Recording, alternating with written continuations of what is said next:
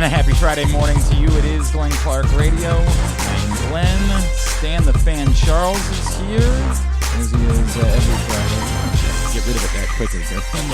Yeah, you can let that play out. That's a really quick fade. That was Griffin, of course, he was always Griffin Bass. Yes. No relation to Marty Bass. Well, that we know of. Or Jake Bass. Maybe there is. I don't think so. Man, who knows? It could be like a 57th cousin or something. Awesome. We got a lot to do on a Friday edition of the show in just a couple of minutes. We're going to catch up with Trent Green, the former NFL quarterback. He is on the call with Kevin Harlan tomorrow for Ravens-Dolphins on CBS. Also coming up this morning. They're playing Saturday? Did I say tomorrow? Yeah. It is definitely not tomorrow. I promise you that. It is definitely not tomorrow. Sunday. He'll be on the call for that. Also this morning we will catch up with Buck Martinez. It's been obviously a crazy year for Buck. As he diagnosed with cancer earlier on in the year. Had to step aside from broadcasting, but he's back. The Orioles play the Blue Jays this weekend, so we thought it'd be a good time to catch up with our old friend Buck Martinez ahead of that series and see how he's doing and congratulate him on whooping cancer's ass is what we're going to do on the show today. And also this morning we will catch up with PressBox Ravens beat writer Bo Smolka as we try to do this season. Stan the Fan, good to see you. Good to see you, my friend. I am currently wearing a Speedo.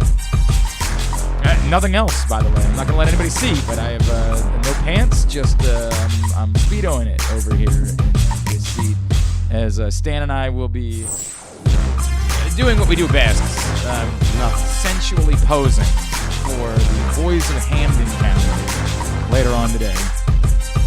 You can preview or pre-order the calendar right now by going to boysofhamden.com.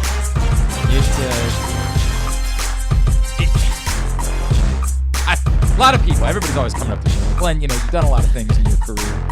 I have one question for you. When are you getting around to posing nude? I get that all the time. I'm sure, Stan, you've been dealing with that for the entirety of your career. They're like, look, man, doing TV show, that's great. Doing radio show, that's all well and good. But when are you going to finally show the goods? And the answer is today. Today is the answer to that question. You going to give a preview on the show? No. No. You got to pay. Stan, you got to pay for this. This is not. We don't know. There's no freebies. I knew nothing about showing the goods. Oh yeah, we're going full frontal, my man. Oh, that's the. I did not know that. Full frontal. Dueling swords. I mean, close. We're gonna be close by, close in the proximity. It will be tastefully nude. Yeah. Tastefully nude for the Boys of Hamden calendar. boysofhamden.com. I'm not taking my socks off. That's correct. Not nude. That's not fully nude. Yep. The socks are staying. Actually, my hat is staying on, too. So we'll not be fully nude. That's the way it's going to go. boysofhamden.com to pre-order the calendar, which goes to benefit the Hamden Family Center and all of the wonderful work they do. Our friends over at K&S have been very involved with the Hamden yes, the Family Center, 100%. Family Center for years. Yep. And they do some great things in that section of town. We're about to talk to Trent Green about the game. Don't forget, if you are headed to the game, Mother's is throwing another tailgate party right next to the stadium at Hammerjacks on Russell Street. Come by this Sunday starting at 9 a.m. and before, during, and after every Ravens home game. It's free to get in. There is also an all-inclusive option for $49 with premium brand, open bar, and great food. Tickets and details are at hammerjacks.com. And while you're there, don't forget to stop by the PressBox Ginsu Grills tent for free samples and contests. I just saw John Colson setting up all-new Ginsu grill out in the lobby. Who knew that was one of the many talents of John He's Colson? a grill man, right? Yeah. He is on top of He's being... a grill putter together. Oh, he's not a grill man. Okay, fair enough. He's like, you ever go to that IKEA store and you need... Does the grill have anything to do with the shoot today? They're not spit roasting us, are they? Well, I mean, maybe we can incorporate. Maybe I could be flipping burgers during the course of the... Maybe we should look into this. You might be onto something, Stan. Of course, coming soon, the Ginsu Kamado Grill, the perfect ceramic tailgate or home grill to sear, grill, bake, and smoke all kinds of food. Get the details and reserve yours today, ginsugrills.com. Stan, we as we wait for Trent Green to call in, we did our picks for the week yesterday. You like the Ravens to cover on Sunday. Yeah. I am admittedly a bit more nervous. Still think the Ravens should win, but I am not picking them to cover the 3.5 that we got the number at, just because it's sort of like the way that I felt about last night's game. I thought last night's game was a 50-50 kind of a crapshoot game, and if you're telling me that I can get points, more than 3 points, a field goal's worth of points on one of those teams, I'm typically going to take the team that I get the points if I think that either team has a chance to win the game. And that's sort of how I feel about Sunday. I think the Ravens absolutely could win. I think they absolutely could cover. But I am a little bit apprehensive about this on Sunday. I'm a bit nervous. I think some of that is based on the Ravens-Dolphin game last year. Yep. But an entirely different situation this year, scenario. Last year, the Ravens had a head of steam up. They were 6-2. At the time of that game in November. I think November 22nd. It was a Thursday night game. Yeah, it was a Thursday night game, short work week, and the Dolphins were kind of scrapping a lot of what they did because they were 2-6 at the time, and they just whooped their ass that night. They presented this blitzing the cover zero defense. It's amazing how there's always a new name popping up for some crazy new defense. And they just mystified John Harbaugh and Greg Roman last year with that defense. Stan, you say that. I don't think that's what it was. I think they mystified Lamar Jackson. The truth was that the plays that were called had outlets available underneath almost the entirety of the game. Like, there was almost always someone to throw the ball to. And for whatever reason, Lamar Jackson didn't want to take the underneath outlets during the course of the game. Now, somebody might say, hey, the running backs that the Ravens had a year ago, Lamar was doing the mental math in his head like, this dude ain't going anywhere. Like, I can throw him the ball. He ain't going anywhere. Well, the thing that was a little scary about that game was how reminiscent it was to some of the playoff losses that we've had, most notably the Charger game and the Bills game. So the Charger game, the story, of course, being they went with the extra safety, and the idea being they just wanted speed on the field to try to contain Lamar Jackson. And like, the thought was have as much... There wasn't as much blitzing in that, but there was more coverage of Lamar keeping him contained. It was give me speed, and that's how we neutralize and keep Lamar Jackson from being able to do dangerous things with his feet. Because, again, at the time, Lamar had not, shown himself as to be the passer that ultimately we found him to be in the coming years. For the most part in that first season, it was Lamar Jackson, the runner, and much less of Lamar Jackson, the passer, at that point. I'm concerned about it, but I'm also just concerned about the fact that the Dolphins have weapons, and we still don't know about Marcus Peters for Sunday, and doesn't sound real promising. He's going to play. They don't have Kyle Fuller, and you are presenting both Tyreek Hill and Jalen Waddle. And I get it. Tua Tagovailoa does not strike fear into my heart, but when you have those types of playmakers on the field, I think it's going to be. I think it's going to be tough. I think you're in for a difficult day. Hopefully the Ravens can continue to get pressure from their defensive line, specifically as they did in Week 1. Let's talk a little bit more about this on Sunday. Joining us now, of course, former NFL quarterback, and he will be on the call for Ravens-Dolphins on CBS alongside our buddy Kevin Harlan. He is Mr. Trent Green, and he's back with us now here on GCR. Trent, it's Glenn and Stan in Baltimore. It's great to chat with you, man. Thank you so much for taking a couple of minutes for us. Hey, good morning, guys. Yeah, excited to call this game this weekend. I tell you what, it's going to be a lot of fun. Weapons all over the field on both sides of the ball. It's going to be good. Trent, that's what we were just talking about. I am a little apprehensive on this side of things because, again, we saw what happened when these teams got together a year ago, but moreover, this is a Dolphins team that now presents you a Tyreek Hill and a Jalen Waddle and a Ravens secondary that is banged up once again here to start this 2022 season. I think this is an incredible test for the Ravens in Week 2.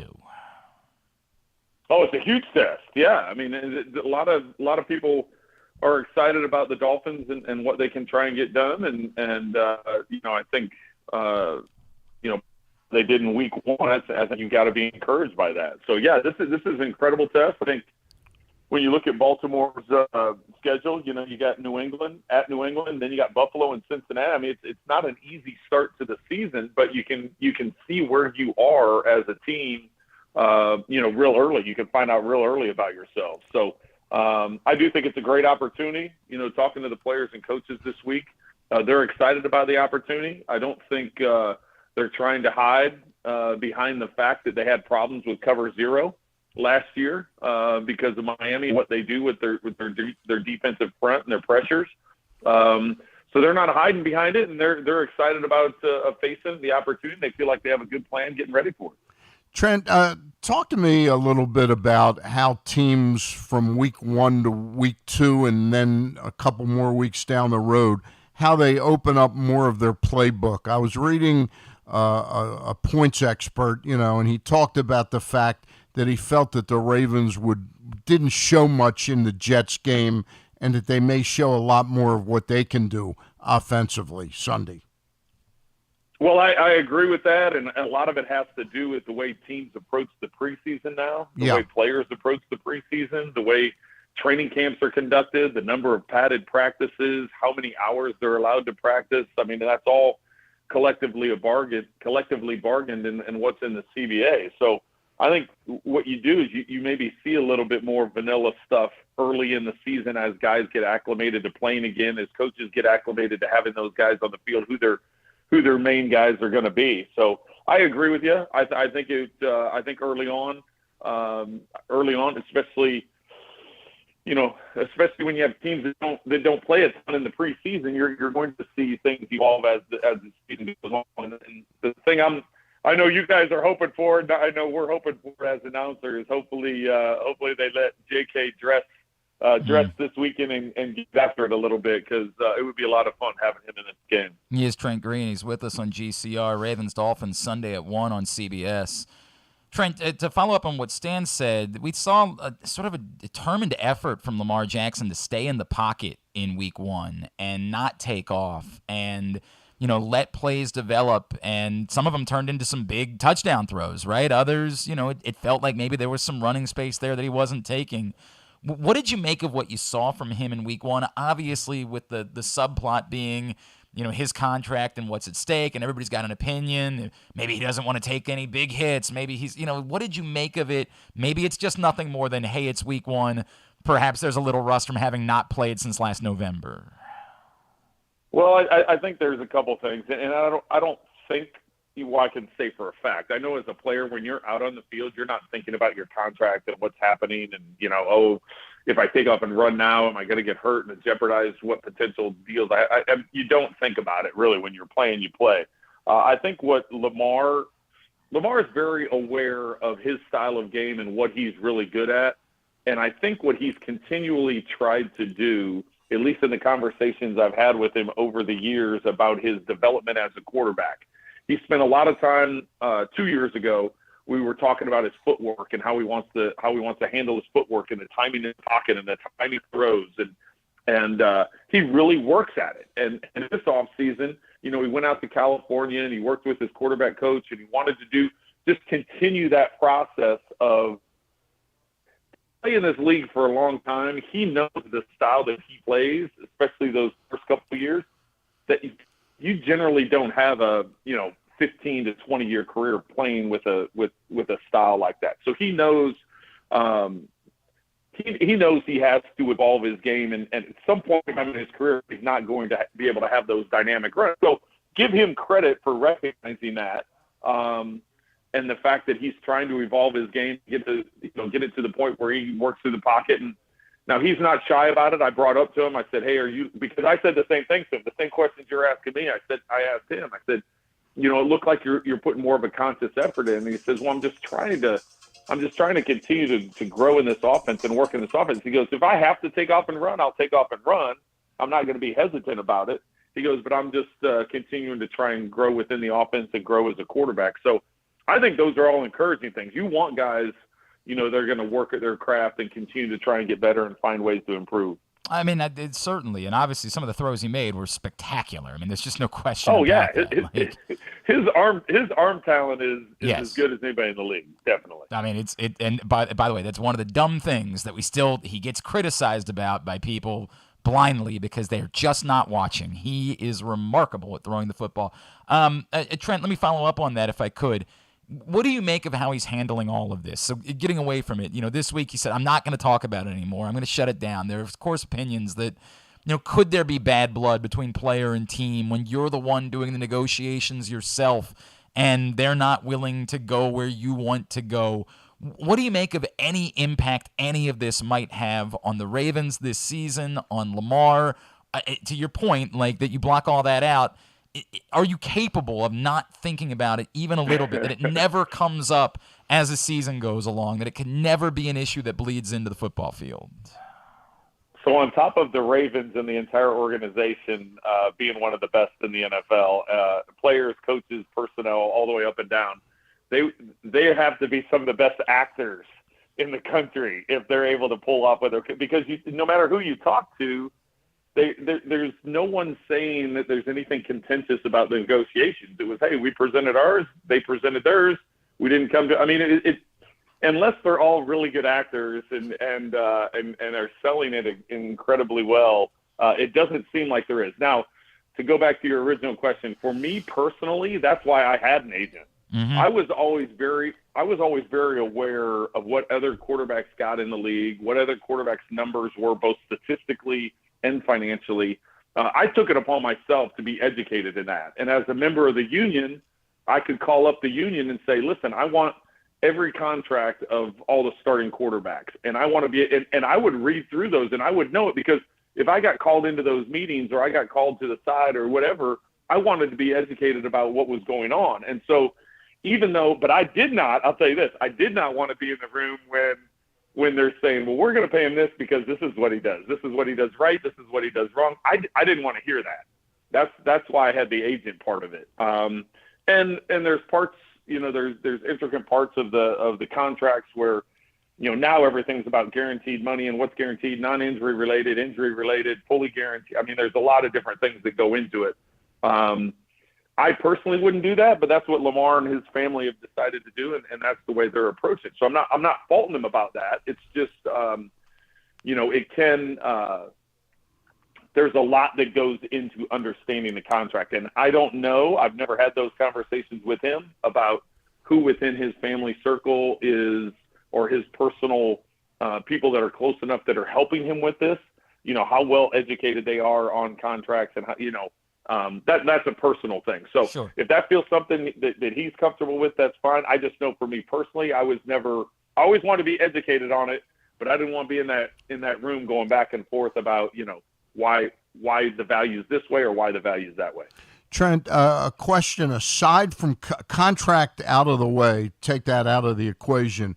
This decision by him to put on, I think it's 18 pounds of muscle, is that an acknowledgement that somehow he was, because you just alluded to the fact that he's smart enough to know he's not going to last that long running as much as he was. Is that the mindset there, is if I'm stronger, I can take hits a little bit better? And how do you think that impacts his play? Well, I would think that I think it's great that he's aware of it. Yeah. I know that for me, and believe me, my body type and his body type are 100% different. But he, when talking to him this week, he was saying, his natural body is probably about weighs about 205, 210 or something like that. Yeah.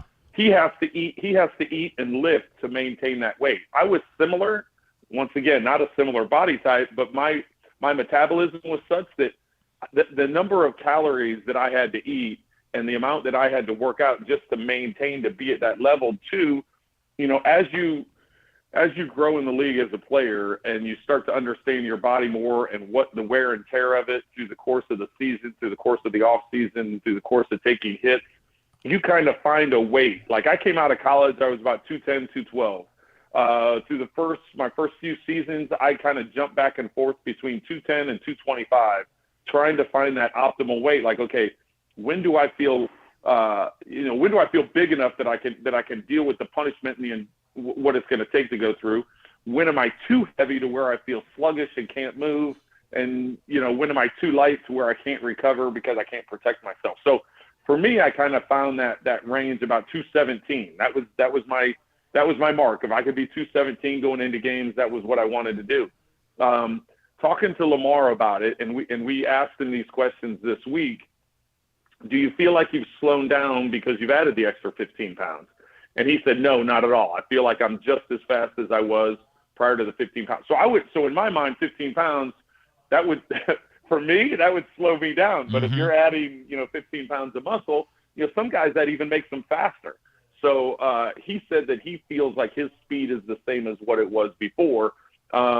He just wanted to take better care of his body. He's like, I wanted to stop eating certain things. He goes, I'm pretty picky about what I eat. I'm not a big sweets guy. It's, and so I think it's just a matter of him trying to take care of himself and find that optimal weight. He's still a young player. So, once again, I think that's a positive thing. It's an interesting thing. It's a totally different sport, but I remember reading Jim Palmer, the great Hall of Famer, pitched here for the Orioles and still a broadcaster. He tried, as he aged, he wanted to go into spring training lighter than he was the year before, thinking that lighter was better. Now, of course, football is a totally different animal, but it's interesting to hear that assessment, Trent. Well, I think the thing is a thrower, and obviously Palmer being a pitcher, and Lamar and I both, Lamar being a quarterback and me being a former quarterback. As a thrower, the one thing you have to maintain is the elasticity of your throwing motion. I think that was something that I did a couple different times throughout my career where I would I need to bulk up. I need to get bigger. And I would get stronger and I would add weight, but then my ball wouldn't travel as far as what it did, or I didn't have as much velocity. I was like, well, this doesn't make any damn sense. I said, I'm stronger than I've ever been. Well, I think, and to Jim's point, I think being lighter and having the elasticity of it, and that would be the interesting thing with Lamar, is as long as you're maintaining the stretching and the flexibility and the range of motion that you've always had, then it's fine getting bigger. Where I was in my career and understanding that, this was way before I had personal trainers and, the yogas and the Pilates. And I mean, that wasn't the world of the NFL at that point in time. So I didn't know about all that stuff. And once I got educated on it, I was like, okay, I need to lift less heavy weights and do more reps of lighter weights and maintain my flexibility, just because you want continue that range of motion. So that makes complete sense to me, that Palmer said that, because having the elasticity of your motion and your range of motion is an important part of it. Trent, before we let you go, we referenced at the top what happened a year ago. Obviously, the Ravens facing the Dolphins and then bringing the cover 0. It's a new coaching staff. It's a year removed. It's not a short week. Do you expect that what the Dolphins are going to present is going to be similar, or in the eternal chess match of football, is it more we want you to think that what we're going to do is similar, but instead we're going to do something else? And if they do present something similar, how do the Ravens handle it much better than they did a year ago? Well, I think one thing you do as a team, you don't want to just assume that someone is going to make those adjustments. So I think early on you will see the Dolphins say, hey, they say they've made adjustments. Let's find out if they really have. So I don't think they change, just because that's what, Josh Boyer has done as defensive coordinator the last few years, is they like causing confusion and havoc on third down, and they've had a lot of success with it. So I think until the Ravens prove that they can not be affected by it and have an answer for it, I think you'll see them try it. I don't think they'll just take them on their word that they found the right adjustment. I think so that'll be early on. Then to answer your second part of your question is how do you attack cover 0? That's always the fight. It's you got to have man beaters, right? You got to have ways to win one-on-one. So it's really a matchup driven league. You find your best matchup. You find your way to get your best matchup open. If you're an offensive guy, you call them rubs. If you're a defensive guy, you call them picks. If you got one guy faster than the other, then you take that matchup. You got to be careful when you got cover zero, because you never know if they're going to drop out. They may show 7-8 guys at the line of scrimmage, and then they drop out the defensive tackles, or they drop out the ends, or they drop 6 out and only rush 1 or 2. I mean, it's you never know. So if you try throwing that quick popper over the middle, that quick hitter over the middle, sometimes you can end up throwing an errant interception just because of, for me, in my mind, it's, Dom Capers in that zone blitz that he ran forever and ever as a longtime defensive coordinator and head coach. Dom was great at that, kind of that zone blitz scheme. And I'd like to tell you that I never threw a pick into a zone blitz, but I unfortunately threw a pick into a zone blitz, because you never know who's going to drop out of there. So there are some ways to answer it. I do think that Miami's their defense is their defense, and we'll probably see it until the Ravens prove they can beat it. I just saw that your daughter's having a successful volleyball career. Is that correct? She is. Yeah, she's a junior in high school, and a couple months ago just committed to University of Cincinnati for volleyball. That's awesome. Congratulations, Trent. That is so cool. Go Bearcats. Go Bearcats. At Trent Green 10 on Twitter is how you follow him. And again, Sunday, he and Kevin Harlan, 1 o'clock, CBS or Ravens-Dolphins. Trent, this was a lot of fun, man. Thank you for taking the time for us this morning. I have no doubt you'll be back on a Ravens game at some point this season, and hope we can catch up again then. All right. Definitely. That's great. Good talking to you guys. Take care. Thank you, Trent. Trent Green, the former Pro Bowl quarterback, of course, with the Chiefs, and actually spent, I think, a season in Miami before his career was over. And Redskins. Yeah, he and I know he started, of course, with the Rams. That's right. He was, I believe, if I remember correctly, was he not the quarterback that got hurt that paved the way for Kurt Warner? I'm not sure of that. Hang on a it's second. possible. Hang on a second. It's ringing a bell now who that you mentioned. Who got hurt that led to Kurt? I think it was Trent. I think it was. Man, hang on a second. I don't know. I did insert. Yes, Trent Green's injury was the start of Kurt Warner. Yeah, there you go. Wow. There you go. That's How about wild. that? And Trent was a hell of a quarterback too. Maybe not. Didn't have Kurt Warner's career, but he was a his hell of injuries really. Yeah. Those He was concussions. hell of a quarterback. Yeah. Stan the Fan Charles is in studio with us on a Friday edition of the program. We're going to talk some Orioles when we come back in. They have stayed alive, albeit by the skin of their teeth. They do still have life. The candle is flickering. It hasn't been extinguished, Glenn. I did not know that yesterday was the final off day of the season. I didn't just do the math on that they play every day for the rest of the season, 20 games in 20 days to close out the calendar year. So we'll talk a little bit about that, and then Buck Martinez is going to check in with us. Today's show also brought to you by the FanDuel Sportsbook at Live Casino and Hotel. It's the best place to be for your football betting weekend. No place better. They have all the games on. They also have the... That would be a good tagline. No place better. We'll talk to them about that, see how they feel about it. Canelo Alvarez, Triple G, Gennady Golovkin, the final fight of the trilogy. Or they say it's the final fight. You never actually know. But the third fight between those guys, they will be showing that. You can watch it for free in the FanDuel Sportsbook tomorrow and bet on it and win money. That sounds a lot better than paying for it on pay-per-view and not being able to win any money. Seems like it would be a no-brainer. Reserve your spot right now. Events at sportssocialmd.com. It's Glenn Clark Radio. See Olympic athletes in action as the nation's best horses and riders compete in one of the world's premier equestrian events at the Mars Maryland 5-Star at Fair Hill, presented by Brown Academy, October 13th through 16th in Cecil County. Don't miss the breathtaking excitement of the dynamic cross-country competition or the elegance of dressage and precision of show jumping. There's also great shopping and activities, including a fresh food fest, corgi race, and a beer, wine, and spirits showcase. So come enjoy a beautiful fall day at the Mars Maryland 5-Star at Fair Hill, presented by Brown Advisory, October 13th through 16th. Learn more and buy tickets at maryland5star.us.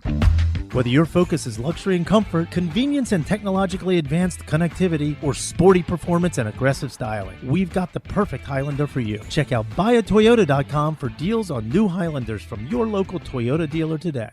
Sports betting has come to Maryland, and we're ready to help you win some money. Tune in for Simply the Bets every Tuesday morning at 11:40. FanDuel Sportsbook GM Leon Twyman and VSiN's Aaron Oster join the guys every week to give you all of the info you need and offer you a few winners. And every other Thursday at 11:40, tune in for Weekend at Bookies as Andrew Stecca and Alloy Sports' Brad Kronthal help make you some money for the weekend. So come win some money with us on Simply the Bets every Tuesday and Weekend at Bookies every other Thursday. Brought to you by the FanDuel Sportsbook at Live Casino and Hotel Maryland. Listen at PressBoxOnline.com/radio. Watch at YouTube.com/PressBoxOnline. The Maryland Lottery presents Ravens' Greatest Plays.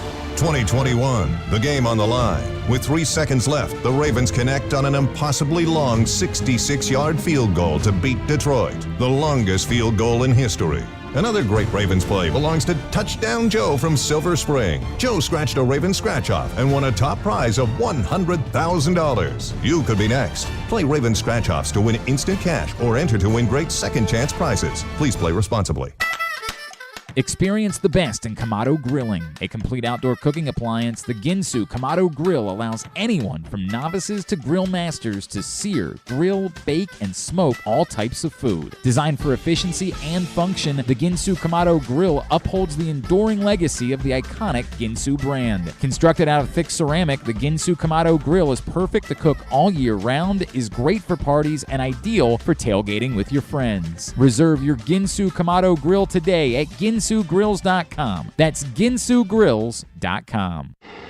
Join Glenn at halftime of every Ravens game for the Project Game Day halftime show at Facebook.com/PressBoxSports. We apologize in advance. There's not much we can do about his face. Stan the Fan Charles in studio with us on a Friday edition of GCR. Stan, you have been doing all sorts of shows this week. Oh, my goodness gracious. I mean, my God, you got the guy in charge here is going to have to pay you a little bit more, I think. Yeah, that's true. That's true.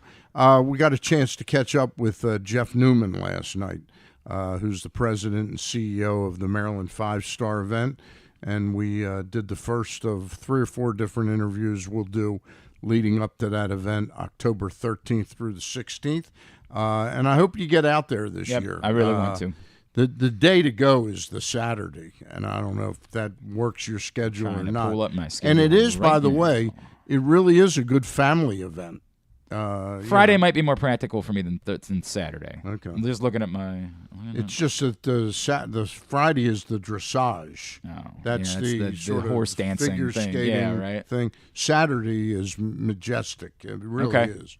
The cross country is really. I gotta work around something, but look, I am going to get out there. Yeah. Because as I said before, and as you and I talked about yesterday, one of the things I committed to in the aftermath of the World Cup decision was we're going to lift up, we're going to support the events that do choose to be here. We're not going to just keep lamenting and woe is me and another loss, but we're not doing that.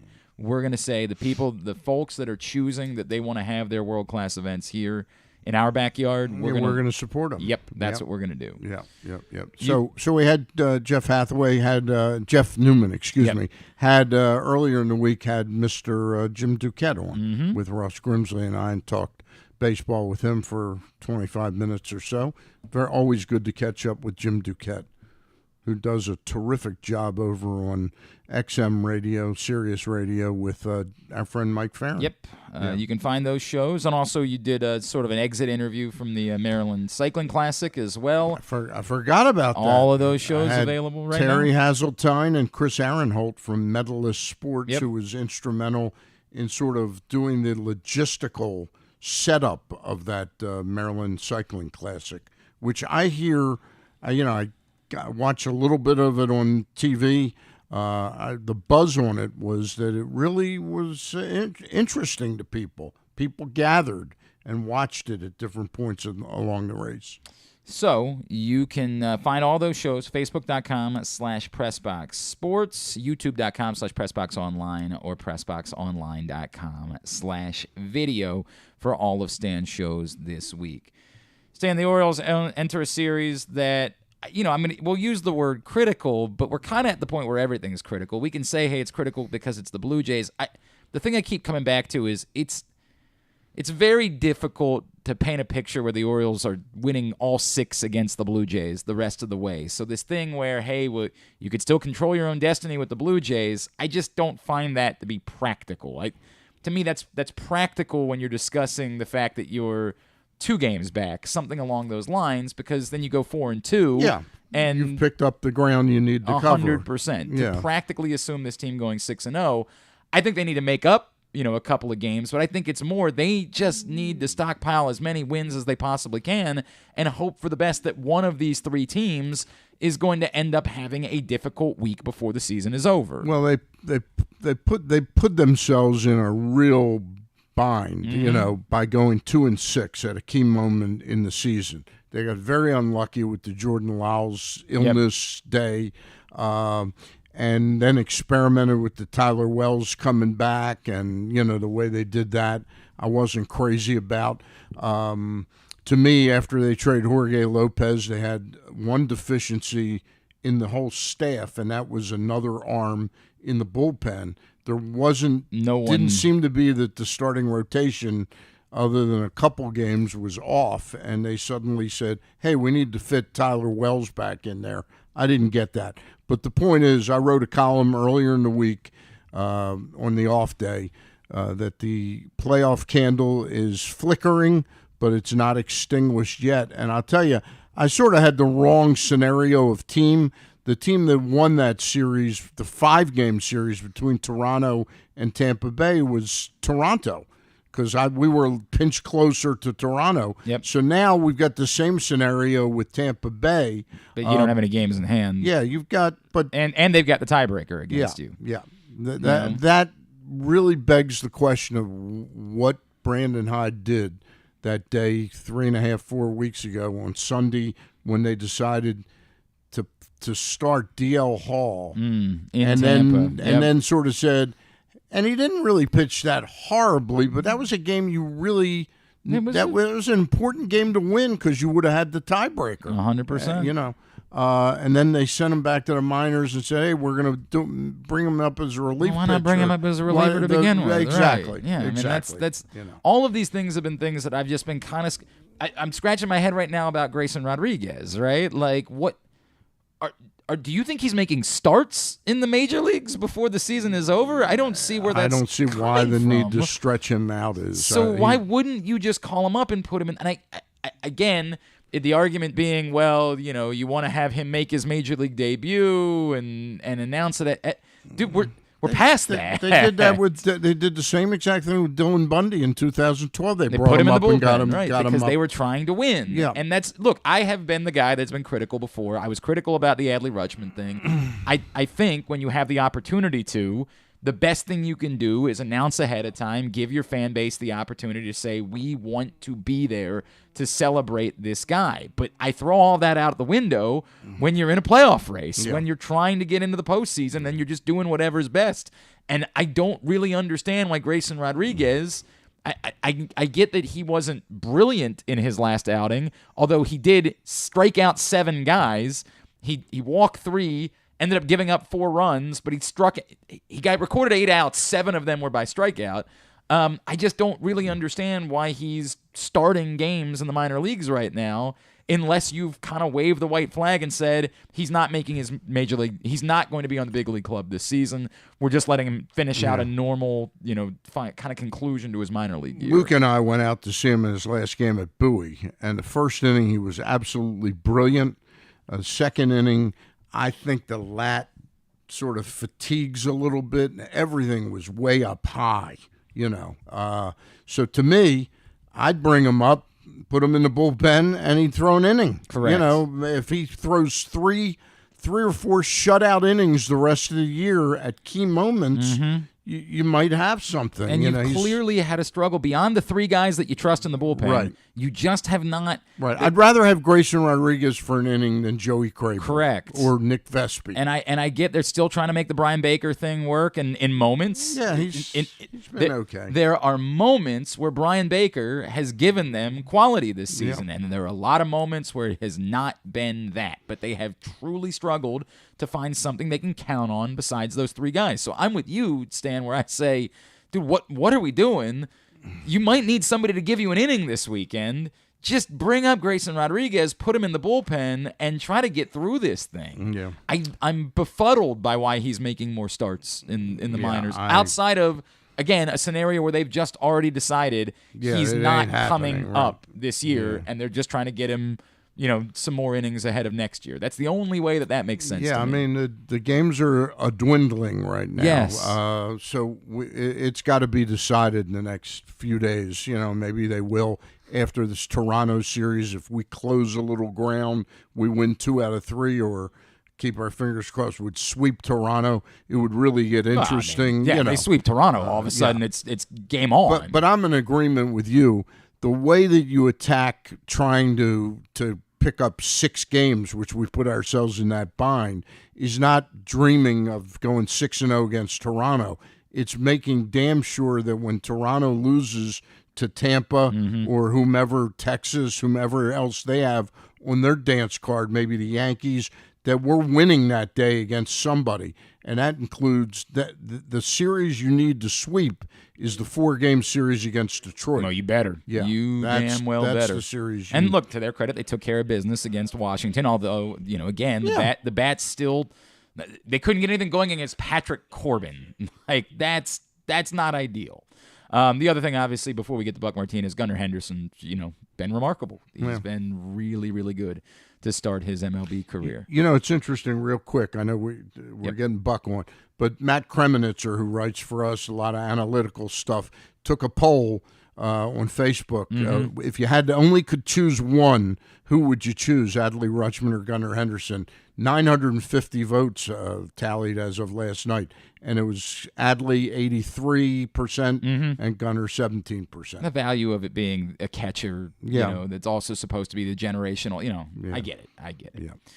All right, a pleasure to catch up with our next guest. Of course, we are quite familiar with him back in these parts, and as the Orioles and Blue Jays get underway this weekend, we thought it would be great to catch up with him, not only to talk some baseball, but also to talk about him a little bit, as he has had a year. He is Blue Jays play-by-play voice and our friend Mr. Buck Martinez, and he is back with us here on GCR. Buck, it's Glenn Clark and Stan the Fan Charles back in Baltimore. Thank you so much for taking a couple of minutes for us this morning. Thank you for having me. It's good to be with you again. Buck, you have been through a year. We know that. I guess the most important question is, how are you feeling? How are you doing at this point? I feel pretty good. I've been back now for about a month, and you can tell my voice right now. We had a doubleheader on Tuesday, 4 games in 5 days, and my voice is a little shaky in the morning, but it gets better as the day goes on. Just building up my strength again after coming back from all that treatment. What has it meant to you, the outpouring of love, the way that you've been lifted up, not just by the folks in Toronto, but throughout the baseball community? Yeah, it's been pretty awesome. People have treated me very well, and I'm fortunate to be around the game for a long time. And a lot of great friends, a lot of great fans reached out to me during the summer, and it's pretty humbling. And I'm very appreciative of that. And I know that all their best wishes had a lot to do with my getting healthy again. So I certainly thank everybody for reaching out to me. Buck, awesome. Before we talk some baseball, what are the doctors telling you at this point? Well, I go back to Houston to MD Anderson on Monday for 3 days to get checked up, but everything's pretty good. We're real positive that we've got this beat, and we'll have some more tests done, and I'm very confident in the staff down there at MD Anderson. They've been terrific with me, and I think we'll be just fine. We love the sounds of that, and I hope that you were feeling some of that love from back here in Baltimore. Obviously, there's going to be no love this weekend between the Orioles and Blue Jays, but I hope, Buck, that you were feeling the love from your friends back here in Baltimore during the course of the year. A huge weekend, obviously, for Baltimore, kind of getting into last stand territory. And we saw the emotions were high the last time these teams got together. I guess let me start there, Buck. Do you expect that there's going to be any carryover from what we saw in Baltimore, and that, something could set things off at some point this weekend? I don't really think either team has had that mindset coming into this series. There's too much at stake.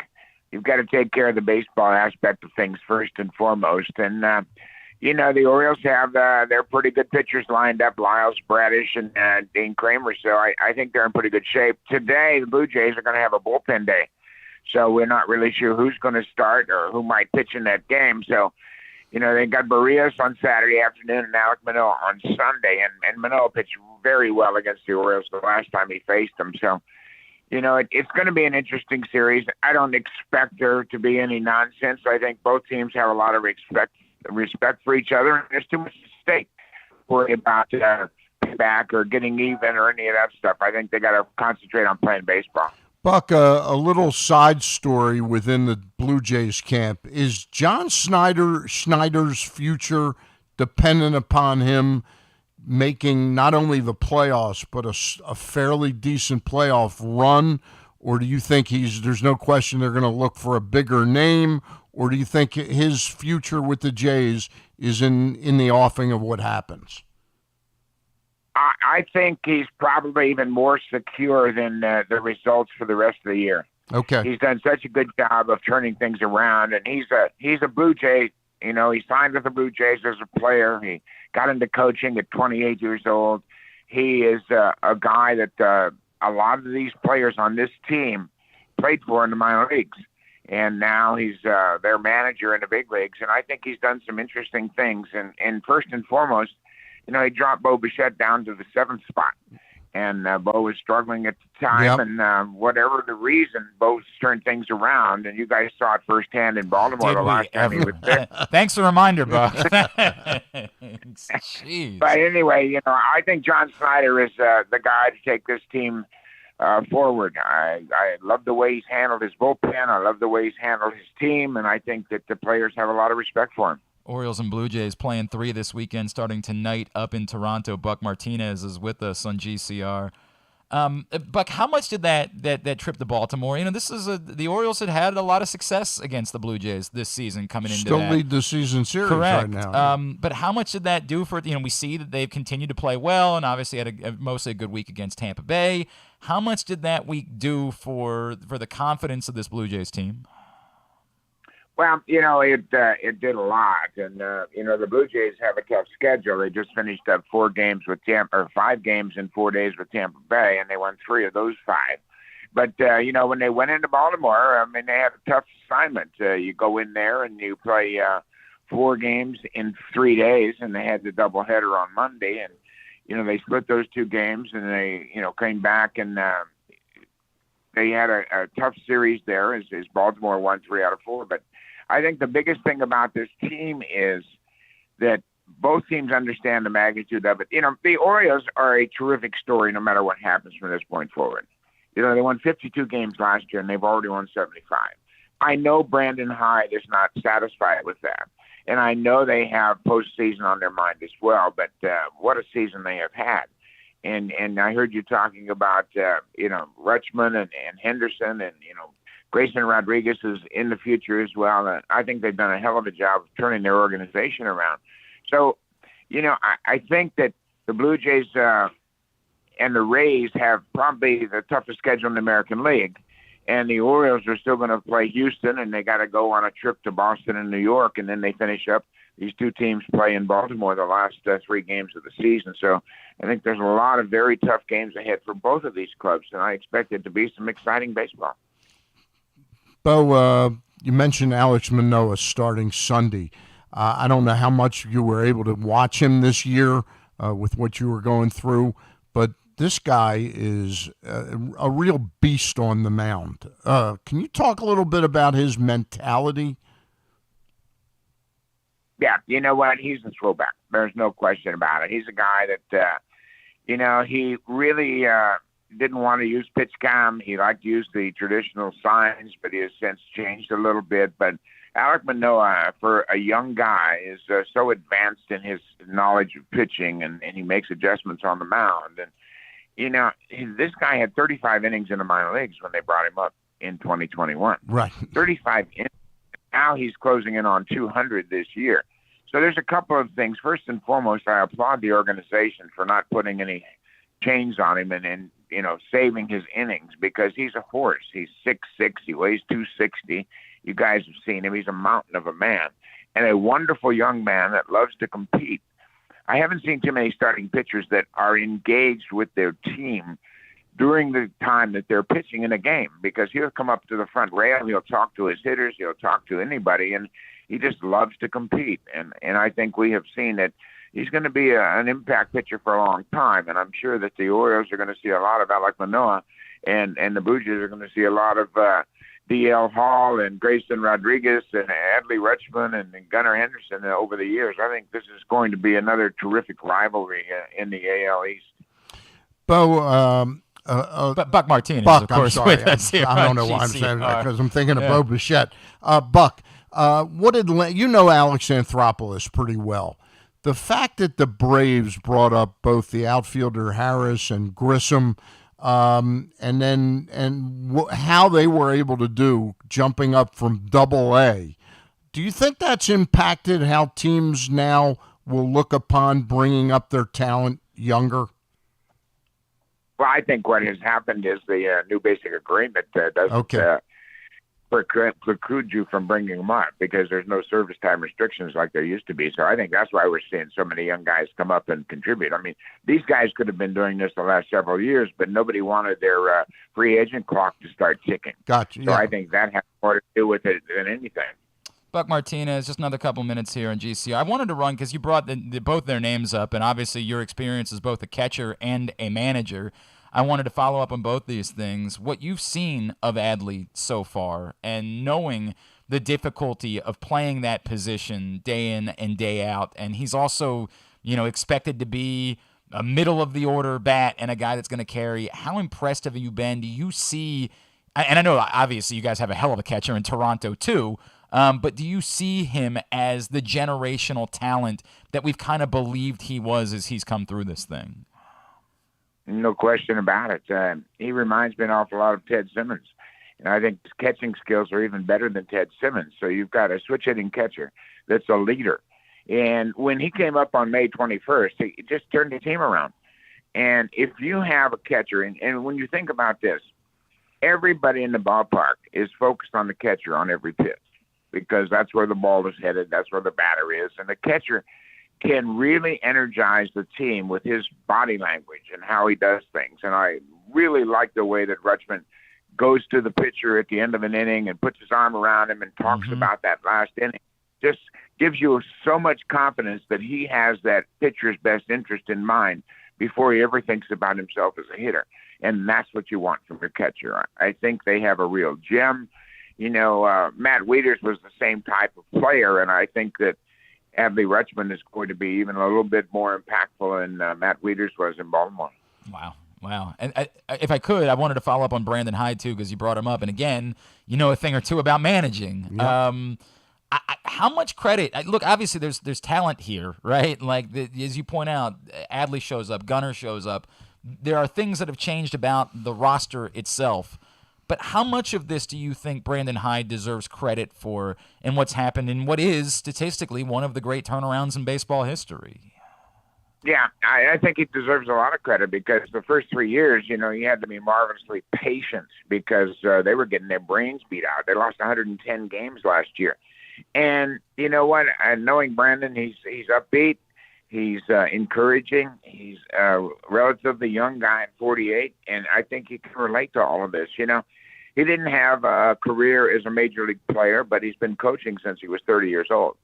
So he's been in coaching for a long time. He understands every different level of player, because he was a bench coach in Chicago with the Cubs. He was a first base coach. So he has all of the different perspectives that you want. And, of course, what I think is most important, he was a catcher. And a catcher has a different perspective on the game than anybody else, because they're the only people on the field that see everything in front of them. Everything that's going on in the field is in front of the catcher, and I think that's why we've seen so many catchers over the years being good managers. But I respect Brandon. I think he's the perfect guy for this team, and obviously to get the results that he has this year is pretty remarkable. Like you say, this is a historic turnaround from last year to this year. Hey, Buck, I've got one more question, and I want to travel out to St. Louis, Missouri. What's going on out there with the finish that Albert Pujols is having to his career, his regular season career, and the event that took place the other day with Adam Wainwright and Yadier Molina celebrating their 325th start together as battery mates. Could you talk about both of those things? Well, first of all, Albert Pujols is, he's 42 years old. Yeah. And he's putting up some pretty impressive numbers. And I think it is so fitting that he's back in St. Louis after he spent 11 years there. And now he's back with the Cardinals, and they're going to the postseason. And, and to have 697 home runs and hit 18 this year after he had a real bad run out there with the Angels, I just think it's marvelous what he's done. He's healthy, obviously. He had a lot of issues with his feet in L.A. with the Angels, and now he's healthy. He has embraced the opportunity to come back to the Cardinals. Yeah. I mean, he was the best player in the world for that 11-year span when he first came up back in 2001. But he has been impressive. And the other aspect of it is unbelievable in this era of free agency, because Bill Freehand and Mickey Lolich, I guess, was the guy that pitched the most with Bill Freehand. So there was no free agency then, so those guys had to stay together. You're back. So happy that you're doing well. May health continue for you for the remainder of your days, my friend. Thank you so much for taking the time for us this morning, and look forward to doing it again. I appreciate it. Thanks, We Buck. look forward to seeing you in Baltimore at the end of the year. We'll see you. Should be a big week, no doubt. Buck Martinez, Blue Jays play-by-play voice, obviously, formerly an Orioles broadcaster, and great to hear him as he has been through a lot, obviously, this season, but glad that he is back and set up for some big games down the stretch of the year. Sam the Fan Charles is in studio with us as we wind down hour number 1 of today's program. Today's show also brought to you by your... Before we do that, I got a couple of questions for you. Okay. That we're going to dive into on the other side. All right. All right. I'm ready. I'm ready, willing, and able. Glenn Clark Radio. Stan the Fan here, welcoming back one of my favorite sponsors, the Costas Inn. And everybody around Baltimore knows the Costas Inn is a great place to go and grab crabs, steaks, salads, soups, whatever's on your mind to eat in person. But did you know that the Costas Inn has upped their game? They are now one of the premier takeout places in Baltimore. Give them a call now to order your food, 410-477-1975. That's the Costas Inn, over 4100 North Point Boulevard. What's up, everyone? This is Tyus Bowser, and I'm excited to tell you that I'm back for Season 2 of the Tyus Bowser Show in partnership with PressBox and Great Ace Memorabilia. Join us on Tuesday nights throughout the season as I'll be heading all over town with my special guests. And, of course, our co-hosts, Glenn and Rita. Or is it Rita and Glenn? What is it? I look forward to meeting you guys and talking a little bit about football and a lot about life. And if you happen to miss the show, you can now catch a replay Friday nights on 105.7 The Fan. Get all of your details for the Tyus Bowser Show right now at PressBoxOnline.com/Bowser. The next Tyus Bowser Show is Tuesday, September 20th at Skipjack's Crab Deck in Middle River. It's brought to you by the all-new Ginsu Grill and Maryland Vascular Specialists.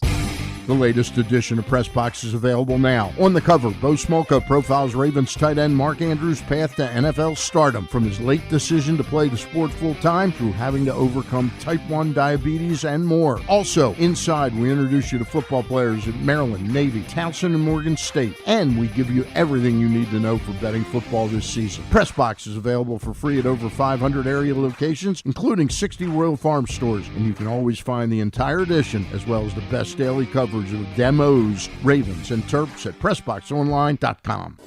See Olympic athletes in action as the nation's best horses and riders compete in one of the world's premier equestrian events at the Mars Maryland 5-Star at Fair Hill, presented by Brown Academy, October 13th through 16th in Cecil County. Don't miss the breathtaking excitement of the dynamic cross-country competition or the elegance of dressage and precision of show jumping. There's also great shopping and activities, including a fresh food fest, corgi race, and a beer, wine, and spirits showcase. So come enjoy a beautiful fall day at the Mars Maryland 5-Star at Fair Hill, presented by Brown Advisory, October 13th through 16th. Learn more and buy tickets at maryland5star.us. The Maryland Lottery presents Ravens' Greatest Plays. 2001, the big one. New York had just scored, and momentum was on their side when the Ravens returned the ensuing kickoff 84 yards for the touchdown that cemented their first world championship. Another great Ravens play belongs to Beth of Riverdale. Beth played Ravens scratch-offs and won a chance to travel with the team to an away game. You could be next. Play Ravens scratch-offs with instant prizes up to $100,000. And please play responsibly. If you can't listen or watch live, you can subscribe to the show via Spotify, Amazon, or Apple Podcasts. Leave a 5-star review while you're there. Or, if lying isn't your thing, we'll take a 3.5-star review too. Yeah, that's just as good. Just as good. Helps out just as much. It is a Friday edition of Glenn Clark Radio. Stan the Fan Charles is in studio. Stan, can I ask you a favor? Yeah. Do you see that Oktoberfest menu for Glory Days Grill that's sitting right over there? They dropped it off the other day. I don't know if you're... Okay, Stan's good. All right. Look at that right there. We had look at that elasticity. We had. Is that because you dropped or you put those 18 pounds of muscle on? We had a great day yesterday because our friends at Glory Days Grill just wandered over and said, "Hey, you want to try the Oktoberfest menu?" And we said, "We sure do." And what time are they coming today? I'm sorry, Stan. I'm so. Well, I mean, in fairness. Yeah. You mean they never come on Fridays? They're too busy. Well, actually, they were supposed to be here on Wednesday. They were supposed to be here Wednesday, but they missed out, and so they came by yesterday. They have we tried everything, by the way, on the Oktoberfest menu. My God. I actually went back out at one point and just picked off onions from the sausage platter plate because the caramelized onions were that good. The Oktoberfest Brewers Platter, German-style sausage, braised in beer and tossed with sautéed onions, served with creamy mashed potatoes, stone ground mustard, warm sauerkraut, and a Bavarian soft pretzel stick. Wow. Yeah. And it's even better than it sounds. Then there's the Brewers Sausage Sandwich, where you throw the sausage with the peppers and onions on top. The Bavarian Burger. You're a real foodie. I am. This is like my love language, Stan. Really, is what this is. The Bavarian burger with the pretzel bun, and you guys know I don't eat bread any longer, but I decided to have a bite with the bun. It melts in your mouth. That bun is so good. They also are doing, this was really cool, the cheddar ale soup, which you can eat on its own, or maybe dip the pretzels into the cheddar ale soup, plus the chicken schnitzel and so much more. We had a feast. We had a bounty yesterday. Glory Days. Glory Days Grill. GloryDaysGrill.com is the website to get your order in. Good place to watch games, too. Great place to hang out and watch Saturday, games. college games. 100%. Stan the Fan, we had questions. We had a busy week last Friday. We had a lot of guests. I had to pre-record things. I had to get out of here. Yeah. It was right around that Major League Baseball had made some sweeping announcements. And some of the things that we had thought were coming, they made official that are coming moving forward starting in 2023, including banning defensive shifts. It's no longer a debate. It's official. It's happening. There's a twofold question. What do you think of the rules changes? And also, what do you think of the way they went about implementing the rules changes where they kind of did it unilaterally?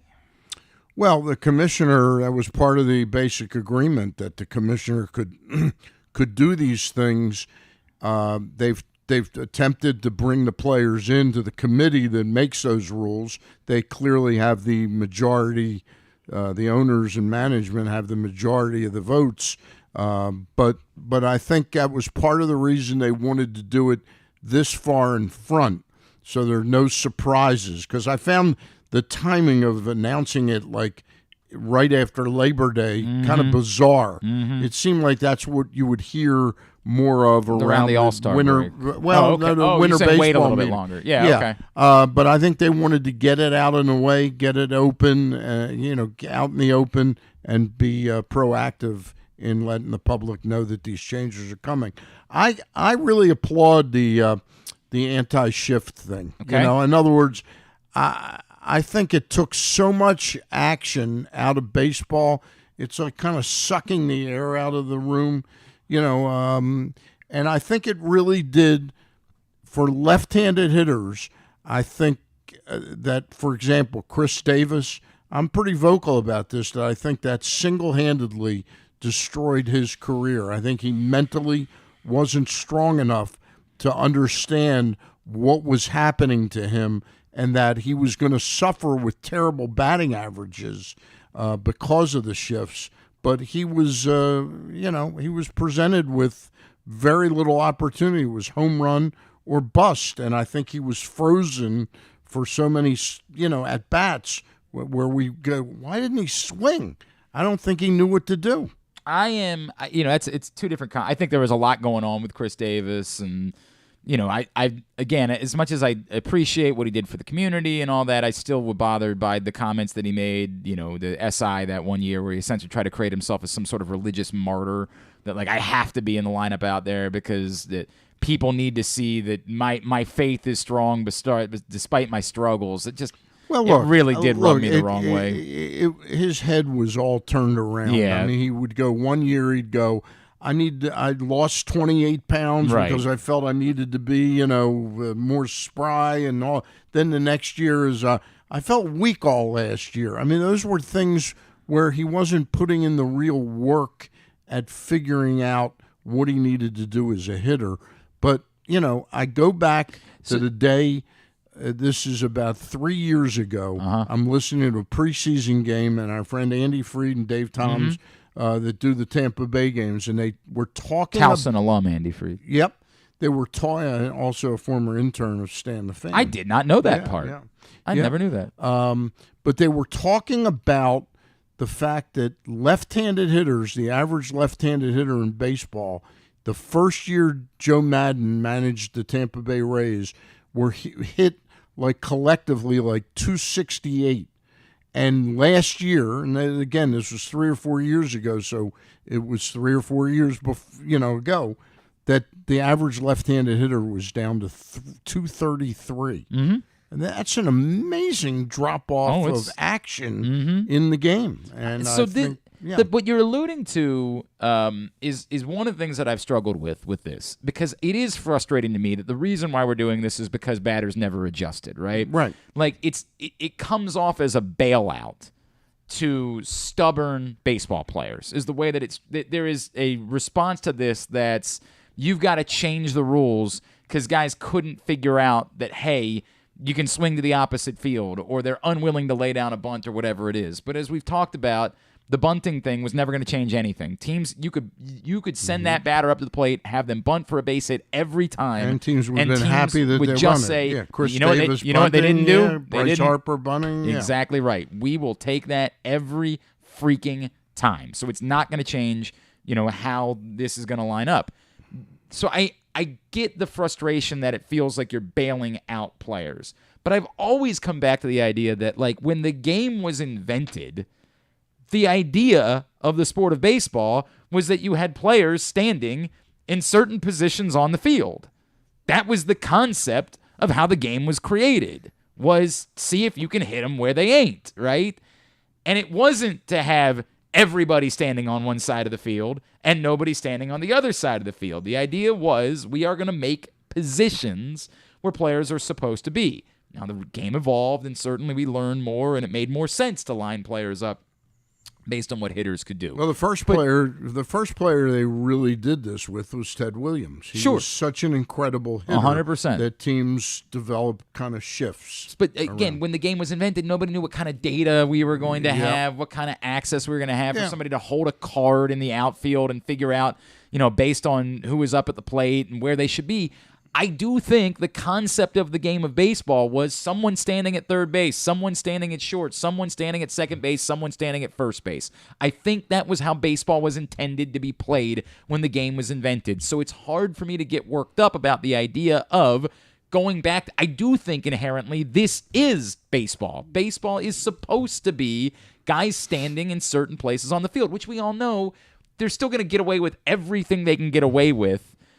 Right up to, lining somebody up. You have to be on the left side of the infield. Okay, they're going to stand an inch or I guess if I'm facing home plate. Right. You're going to stand an inch to the right side of second base in order to meet the qualifications of not being in a shift. Mm-hmm. But you're still going to be shifted. It's not like everybody's still going to be lined up at the exact spot on the field where we traditionally remember those players playing. So I have struggled. this has been a difficult one for me, Stan. Really has been tough to fathom bailing out guys that never adjusted. I really did think. Well, just remember when you throw it out like that the hitters didn't adjust. The game of baseball the last probably 30 years, but really intensely the last 15 years, you are oftentimes facing 4 or 5 pitchers in a game, whereas in the 40s and 50s and 60s, you faced 1 or 2 pitchers per game. So you're constantly batting against somebody that can bring it 97, 98. Baker, for example, marginal pitcher, now brings it at 99, 100 miles an hour. It's incredibly hard to adjust to hitting it the other way when you're constantly batting against a new guy every inning. I understand that. So the pitch clock. Yeah. I'm in a place where I like it in theory. I don't think we're going to like it when there's actually a strike or a ball called in a big... I can't imagine being in a big spot late in the game and actually altering the course of an at-bat by calling a pitch clock violation that gives a strike or a ball one way or the other.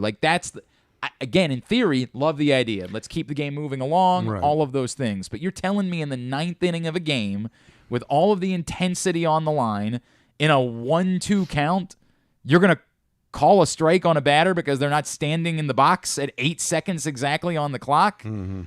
I hope the answer is the umpires are going to say, no, we're not really going to do that.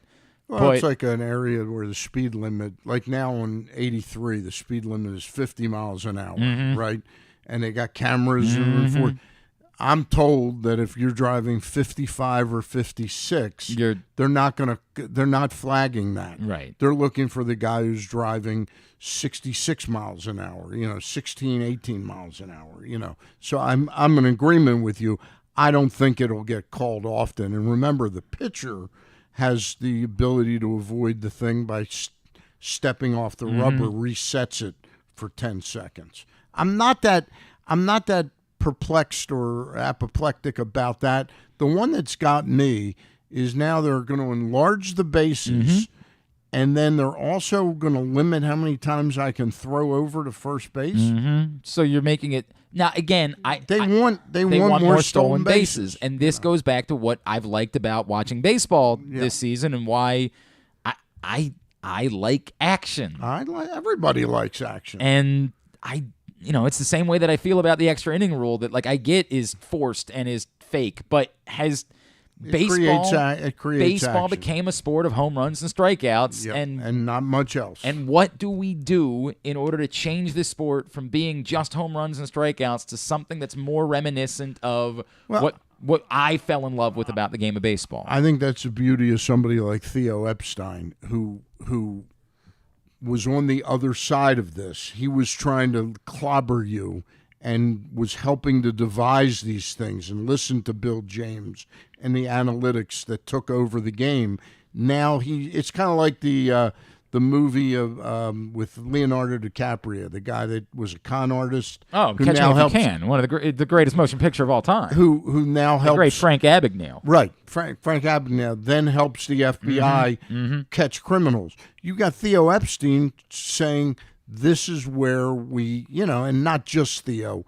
There's some smart minds in that room saying, hey, we went too far this way. We got to bring some more action back. I think the bases being larger is a brilliant thing for both safety and action.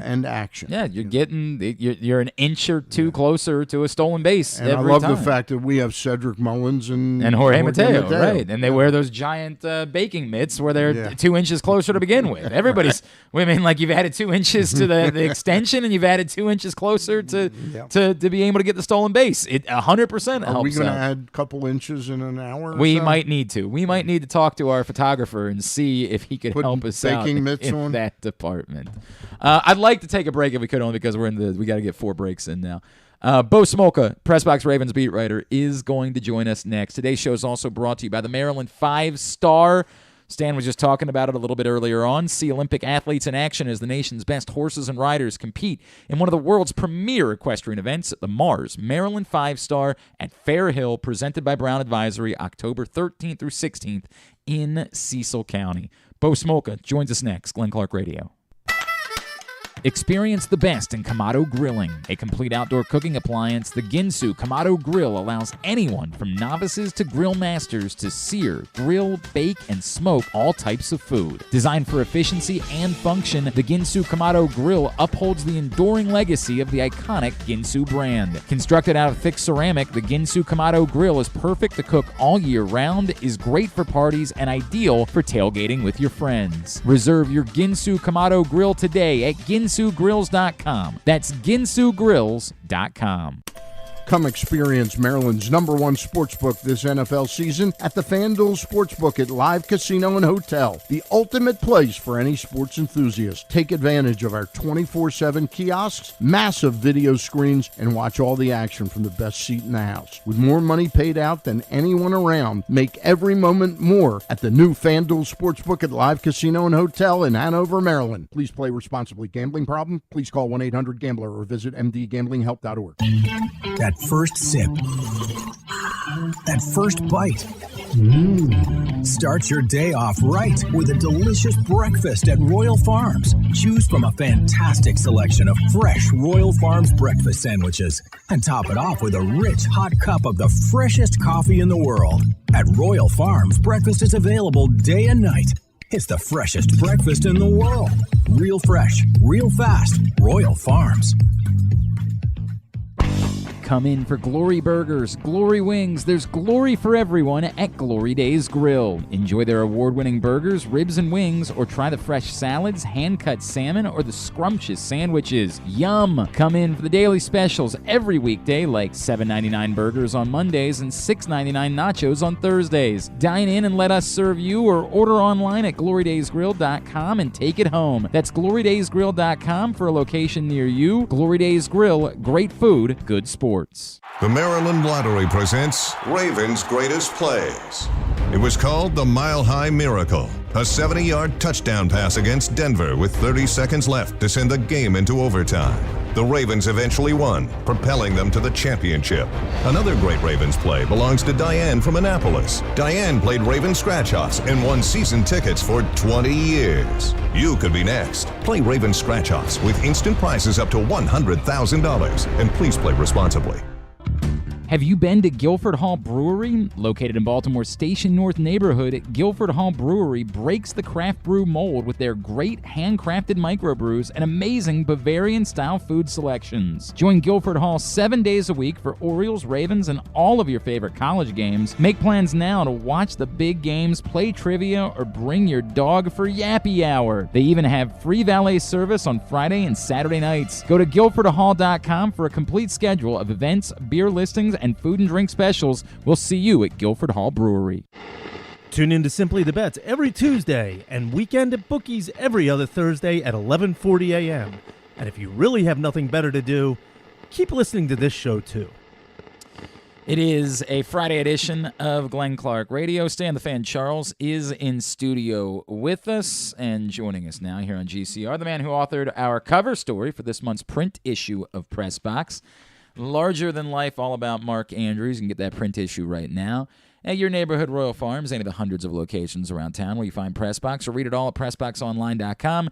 He is our Ravens beat writer. He's Bo Smolka, and he is with us now. Bo, good morning, sir. How are you? I'm good, thank you. Good morning to you. I guess let me start with how we tracking as far as who may or may not play on Sunday. Well, it looks to me, I think you got to be encouraged with J.K. Dobbins that will be out there, given that he practiced fully this week for the first time. He was full Wednesday, he was full Thursday, and if he's full again today, I can't imagine that he won't be out there.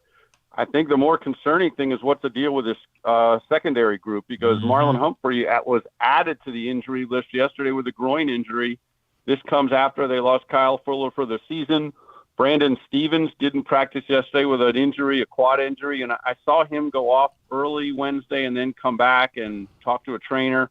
But if we know Fuller is out, Marcus Peters practiced fully yesterday for the first time, so that seems to trend toward him playing, but it looks like Marlon Humphrey won't be 100%. It looks like Brandon Stevens may or may not be there at all.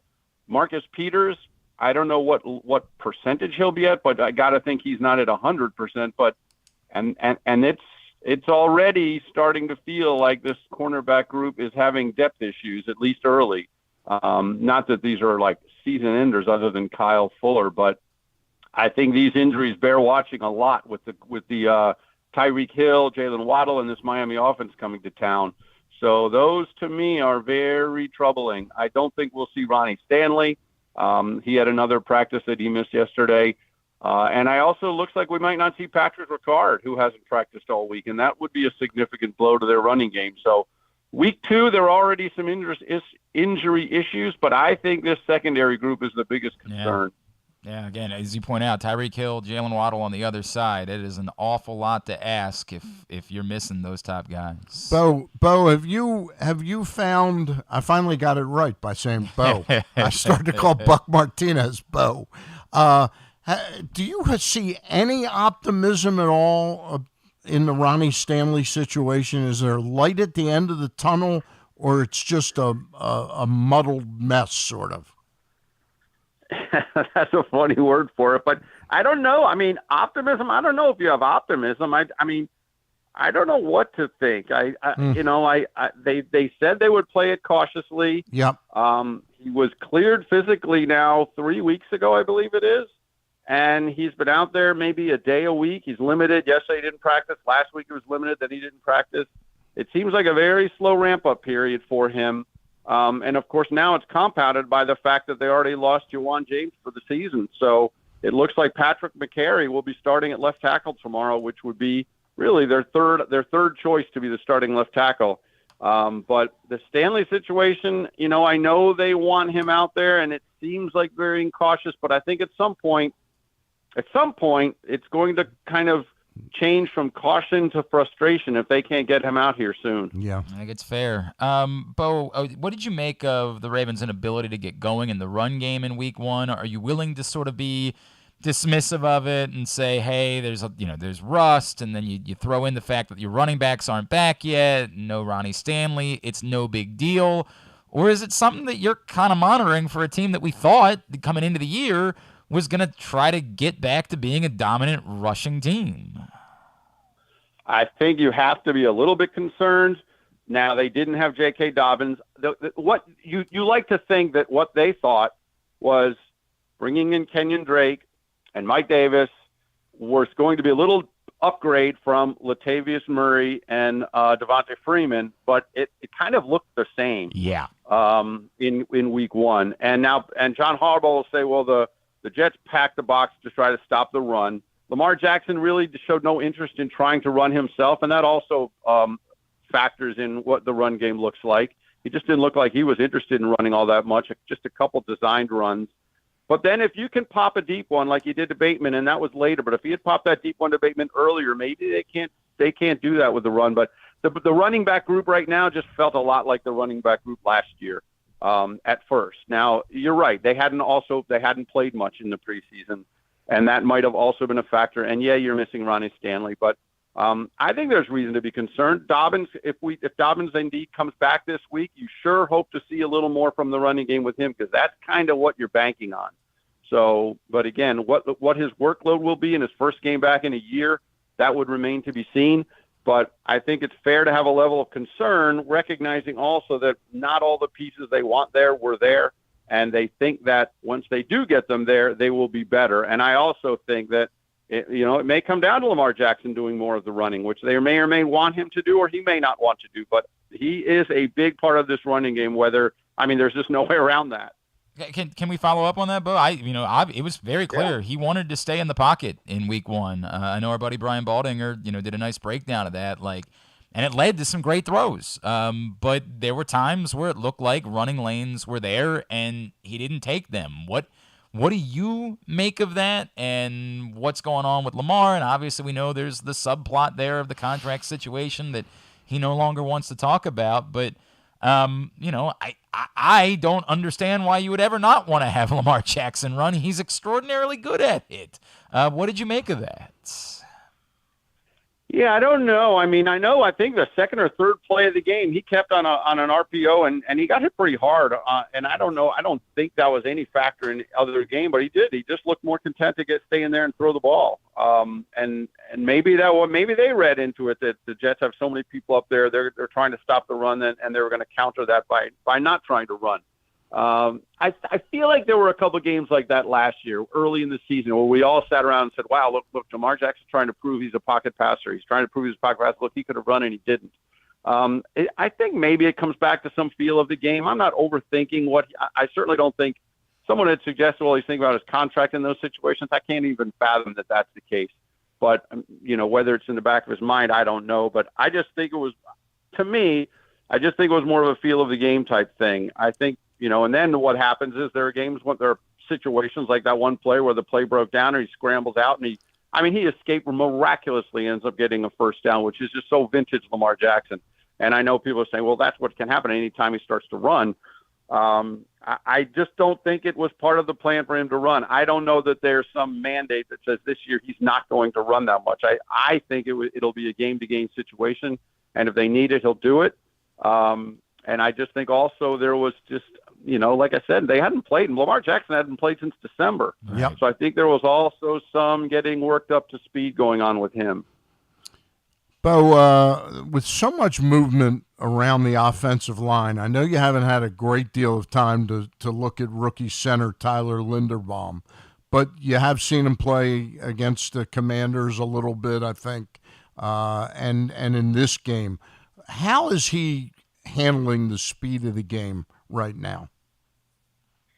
I think he's handling it okay. He had a couple plays early in that game where it looked like he got kind of pushed around. I think on the one play, Jackson had a third down pass that got deflected and batted down basically because Linderbaum got run over. And that's a good defensive front from the Jets. Their defensive line is pretty strong. So that was one, I think that might have been like a welcome to the NFL moment for him. But I think he's holding up pretty well, and they obviously love what they see in him. The other offensive linemen, when you talk to them, they like the way he moves and his instincts, the way he commands the line like a center's supposed to do. Yeah. But physically, can he hold up? Will he deal with the speed? Probably. But I think he got a little bit shell shocked early in that game on a couple plays. But I have no reservations about him. But like everyone else, that's his first NFL game. Yeah, correct. And I'm not going to overread into it. And again, as you dealt with the injury. He also had to deal with that injury. 100%. Yeah. Bo, you wrote about it this week at PressBoxOnline.com. Obviously, there's the whole thing of what happened a year ago between these teams and how it kind of started to unravel the Ravens season as the Dolphins presented these cover zero looks, and Lamar Jackson was, to say the least, flustered by them and failed to execute and struggled. And, the question becomes, is that what we see from the Dolphins? Do they try to play chess and assume that, you think this is what we're going to do, so we're going to show you that, but then do something different? And we know how that's the way that football works. What do you make of what happened a year ago and the impact it could have on this football game on Sunday? I found it fascinating. Lamar Jackson flat out told us on Wednesday they were just caught off guard. And it looked like it. It looked like they were not prepared. It looked like they were out-coached on both sides of the ball. It was a Thursday night road game, not much time to prepare, and not to make excuses, but they were just out-coached and they weren't ready for it. Yep. And remember, that Dolphins team was ranked 30th in the league in pass defense coming into that game. I'm not sure the Ravens looked past them, but they were an 8-point favorite on the road, and they got gobsmacked by them. There's no other way around it. The other thing about the Dolphins that struck me in that game and watching again was the Dolphins were just so physical. They tackled really well. And I remember thinking back, there were a couple of plays like a wide receiver screen to Marquise Brown that should be a pretty high percentage play. Just a quick one step back, catches the ball. He's got a couple guys in front of him. And the blocks blew up, and they hammered Marquise Brown. Devin Duvernay on a jet sweep gets hammered. They were just hitting everybody, and the Ravens the Dolphins were way more physical on both sides of the ball. But it was still a 6-3 game in the fourth quarter. And then Sammy Watkins fumbles, and because the Ravens defense was holding them in check too. And then Sammy Watkins fumbles, they return it for a touchdown, and then at that point it became 16-3. But the other thing is, you remember in that game, there was a play very early when Jackson threw a deep pass to Sammy Watkins that looked like it might be a touchdown. And I think Sammy Watkins either failed to pick up the ball in the lights, or he thought he was at the back of the end zone, or something weird happened. Just kind of gave up on it. And Watkins didn't offer. He gave up on the ball that ended up landing like at the back of the end zone. And it looked like a ball that could have been caught for a touchdown. And if that play is made, and then you wonder, well, does that change how aggressive the Dolphins can play defensively? Or what happens there? And then Tucker missed a field goal. Everything about that game was just out of sync for the Ravens. But more than anything, it's just like the Dolphins were more physical. And I think the Ravens, for whatever reason, were not prepared for that. So this year, I think they will be prepared to be much more physical, and they know they need to be. And so, but that when I think back to that game, that's what struck me. You know what's interesting about that, if I'm not mistaken, the Ravens, in your piece, Ravens were 6-2. Dolphins were 2-6 at the time, and the teams went the exact opposite. 2-7. They went the 2-7. They went the exact opposite way. Both teams the rest of the season. Yeah, they did, and people say, "Wait, the Ravens won the next two," and they did. But I'm telling you, it just and Jackson got hurt, and and he got missed the one game being sick. But everything about the rhythm of the team felt off after that Dolphins game. I don't know. It's kind of been. They won the game against Cleveland after that. It was maybe Lamar Jackson's worst game as a pro. Like, it was a win, but it was atrocious. It was just nothing felt right after that, and it felt like they were just searching after that game, like, where do we go from here? So I think it really derailed their season. And I know Jackson got hurt, and Humphrey got hurt at Pittsburgh, and other guys got hurt more, adding to the other injuries. But still, that game on that Thursday night, I think it really just changed the tenor. That's what I wrote. It changed the tenor of the season when you watch them. The word you use, gobsmacked, it's like they got double gobsmacked. It was not only just that game, they just weren't the same team afterwards. Bo, totally agree. Before we let you go, the Ravens made one roster move, right? They elevated Steven Means to the 53-man roster. They do still have one more roster move they need to make, correct? They have an open roster spot. That's correct. Do we assume? I don't know if they'll bring in Carey, the cornerback. So they added TJ Carey to the practice squad. So you have 52 on the team. You can make 2 practice squad elevations. In the end, it'll come down to how many inactives they have on game day. I think they're going to have to elevate at least one cornerback for this game. You can elevate 2 guys from the practice squad, but I think with the injury situation at cornerback, I think they'll have to elevate a cornerback. Maybe whether that's Carey, who just joined the team, whether it's Ardarius Washington, who's on the practice squad, or Darrell Worley, someone. I think they're going to have to elevate a cornerback as one of the 2. Last year they went a while with they had sometimes 51 or 52 on the active roster.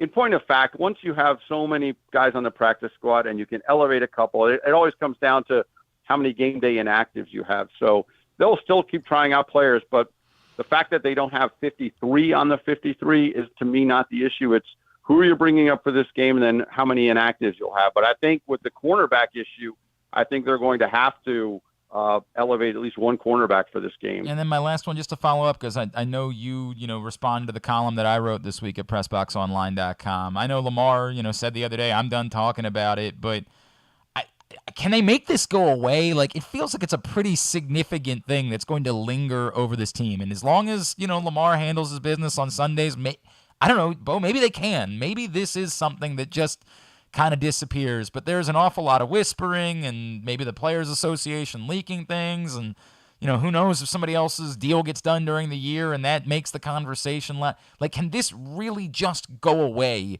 between now and the end of the season? I don't think it'll go away. I mean, Lamar Jackson was very diplomatic, and, he said, look, I'm not done talking about it. That's totally fine. He can be done talking about it. It seemed to be like the thing like, hey, guys, let's just no more questions about this, okay, which is totally fine. He's have every right to say that and say we're not going to talk about the contract anymore. But here's the truth. If he has a great game, all the talking heads nationally go talk about how much more money he's making by having great games. If he has a bad game, or heaven forbid he gets hurt, all the talk is going to be at how much this is costing Jackson. It's going to be a week-to-week discussion. I don't think there's any doubt about it. He doesn't want to talk about it, and that's his right. The team doesn't want to talk about it, which they've made clear. But people are going to talk about it. No, to answer your question, it is not going to go away. Bo, I got one quick question about it, and then we'll of course let you go. But would there have been something, or could they even still do it, if Jackson, God forbid, got a major injury? He's sort of SOL, shit out of luck. Could the club have unilaterally taken out some type of insurance policy that might have made Lamar say, hey, they're doing something for me? Yeah, that's a good question. I don't know. And I think that, I don't know enough about how a lot of those insurance policies work. It's a good question because you're talking about a lot of money. I'm told it wouldn't, like, to have protected him, say, for $100 million.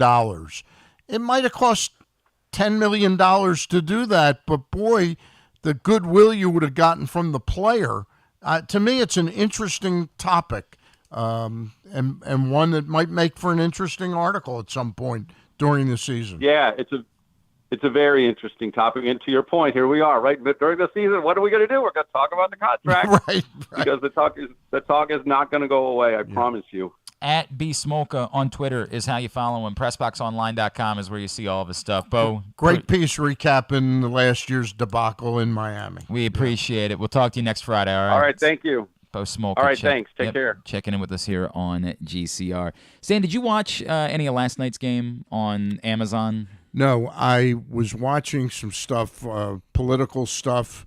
And went to turn on my TV in the den, which somehow isn't set up for Amazon Prime. You don't have the hot. So, I know I've watched Amazon Prime in there, but it must have gotten a reset or something.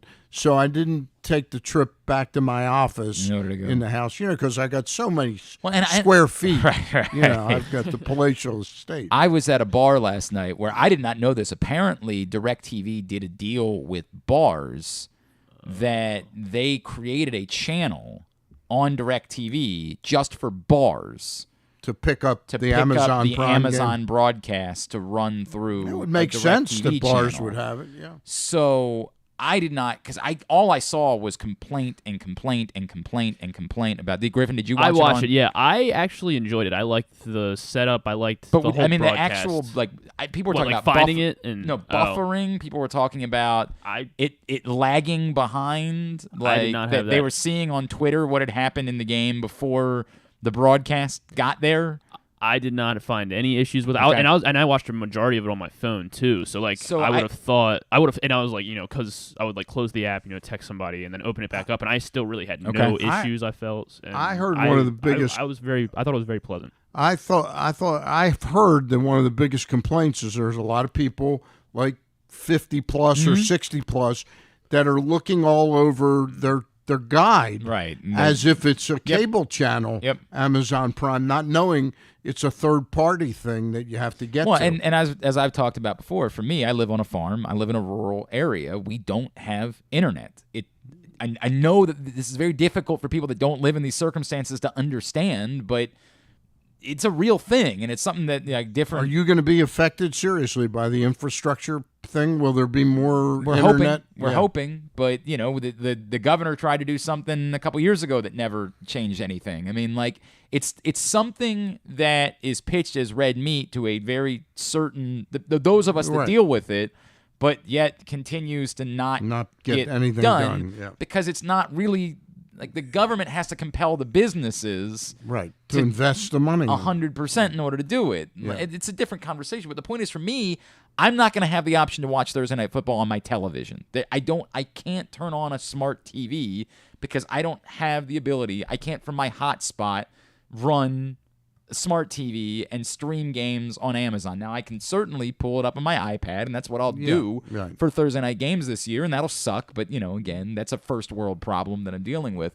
It's just interesting to me as I was watching on Twitter, there were an awful lot of, and I'll tell you, I did see, late in the game, I got a fantasy alert about the 4th down touchdown that Justin Herbert threw at the end of the game. That was definitely before I had watched it, as at that point I was at home and I was watching on my phone as well. Before I had seen it on my phone, I got the fantasy alert about the touchdown. Oh, my goodness. So that was a little bit frustrating about this thing. Look, man. Now, is Al Michaels is the lead announcer? Yeah, Al Michaels and Chris Collins. Kirk Herbstreit. Thank you. Yes, yeah. Kirk Herbstreit are the broadcast crew. Yeah. I actually thought they didn't. Again, yeah, I thought they did. I didn't think they had a great game at the end. I don't think they did well enough to explain the stakes of, hey, they only have one. They didn't bring up the one timeout thing until after they had scored the touchdown. So they're calling this high-intensity moment when the truth is it was kind of goofy at that point because the only way that the Chargers could get back into the game was by recovering an onside kick. They didn't do a good job of explaining, hey, they've got to score within this amount of time in order to have a chance at getting the ball back without having to recover an onside kick. I thought that was a failure at the end of the game. I do get that they were kind of obsessed with Justin Herbert's injury because that was the big storyline as the game was unfolding. Dude, when he just dropped the ball on the last drive of the game, I thought, dude, this guy's done. And then, of course, 2 plays later, he throws a bomb down the field. Like, I don't know, man. The second time he went down, I thought my stream looped or something because when he went down, he looked the exact same. They said after the game they didn't make him available. That Staley said he thought he was fine. Obviously, other stories from last night were Staley all of a sudden being conservative in the first half and not going for it on 4th down, despite being been criticized for being overly. Well, he was so aggressive a year ago, and now did he over adjust to that? And was he too conservative last night? Was a big storyline. As long as Justin Herbert's okay, as long as he can play and not be terribly impacted by this, the Chargers are probably going to be fine. And it was always going to be a lot to ask to go win a game in Kansas City on a short week. They played well. Without Keenan Allen. Correct, without Keenan Allen. Now Mike Williams balled out in the first half. Got him on my team. That's good news for you. Good news for you. All right. Hey, how did the G Spot do last week? We went 4-2 in lose ball. Okay. Yes. All right. Yeah. So I think that's a solid start. 1-1 in the primetime night games. Okay. So we'll hope for better. I'm 0-2 in the prime night game. Yes. So and I went 3-5. You picked the Cowboys? Yeah, I love the Cowboys in that game. Oof. You like them this week? No. Yeah, neither do I. Yeah. Okay, so I don't like the Cowboys ever again. That I liked about the Amazon thing. So I was watching it on my phone. It has like a play log of every single play, and then like the next gen stats. It has like the route tree for every single play that you could like look at. That's too much for me on a phone. I know. Too small a screen. I mean, I thought it was pretty cool. I didn't utilize it that much, but when I noticed it, I was like, oh, this is really cool. Look, I understand that this is the direction we're moving. I don't think the general population understands how many people are in my shoes. Right. I think there is this assumption of everybody has it. This is just the way the world works now, and for probably 80 to 85% of the population, which lives in big cities, and maybe it's not even that much. Maybe it's more like 70% of the population. That's true. There are an awful lot of us, and you don't know it until you're there. Because people would say, yeah, you live in a rural area, but it's fairly suburban where I live. Right. It's not. I'm 10 minutes away from Hunt Valley. Like, I'm not that far away. You're not in Siberia. No. And yet, there is no internet available. Hopefully, this stupid Elon Musk thing will change that at some point. So, are you going to be able to watch the Orioles game tonight then, I guess? Oh, Apple TV. Same thing. It won't be on my TV. Yeah. I'll have to watch it on my iPad or my... That's right. Tonight's game is on Apple TV only. Melanie and Chris Young are calling tonight's game for Apple TV+. Hey, we will be back for the Tyus Bowser Show on Tuesday night. We will be at Skipjack's Crab Deck in Middle River. I want to make that very clear. This is Skipjack's Crab Deck on Middle River, not the place on Bel Air Road. Skipjack's Crab Deck is where we're going to be on Tuesday night for the Tyus Bowser Show. Tyus and his special guest will be there with us. There is no catch. I keep thinking that people struggle with this.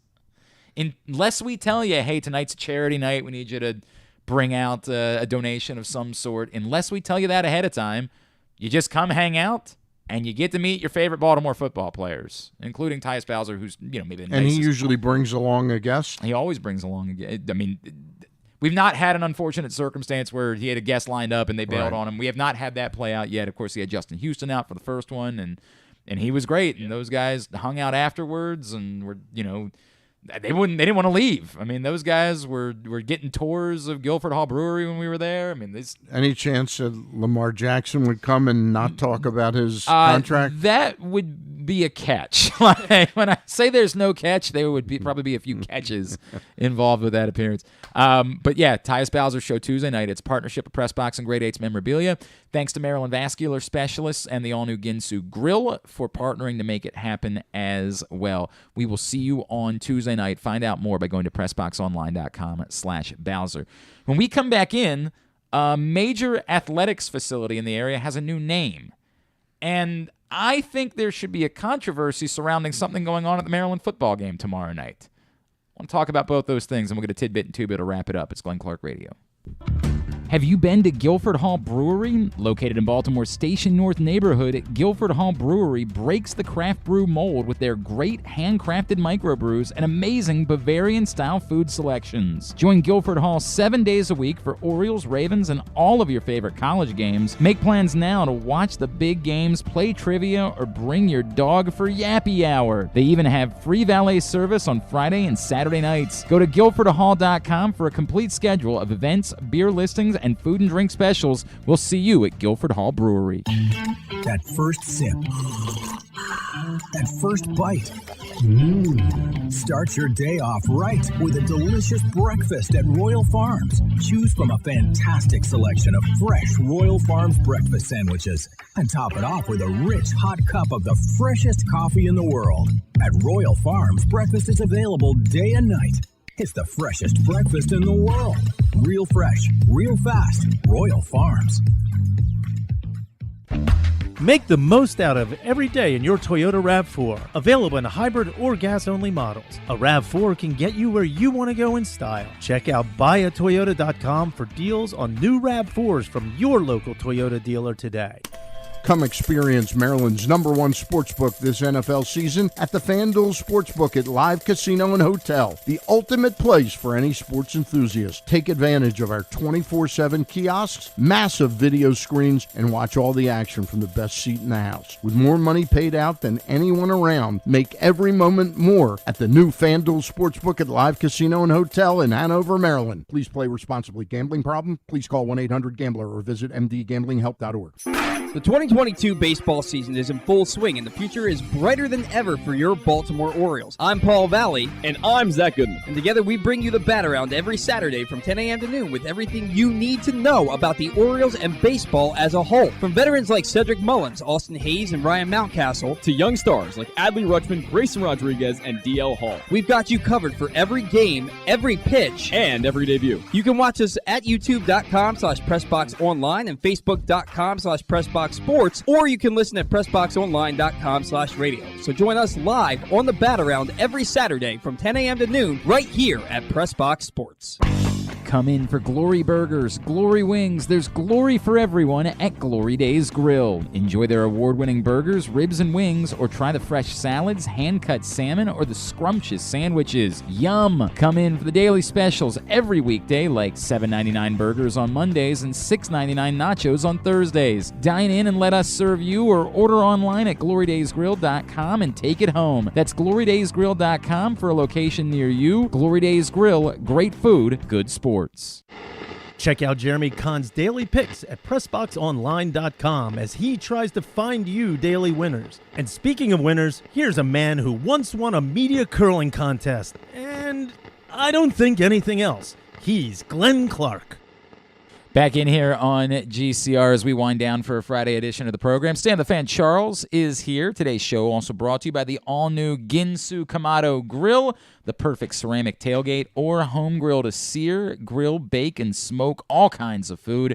The Ginsu Kamado Grill is coming soon, so get the details and reserve yours today at ginsugrills.com.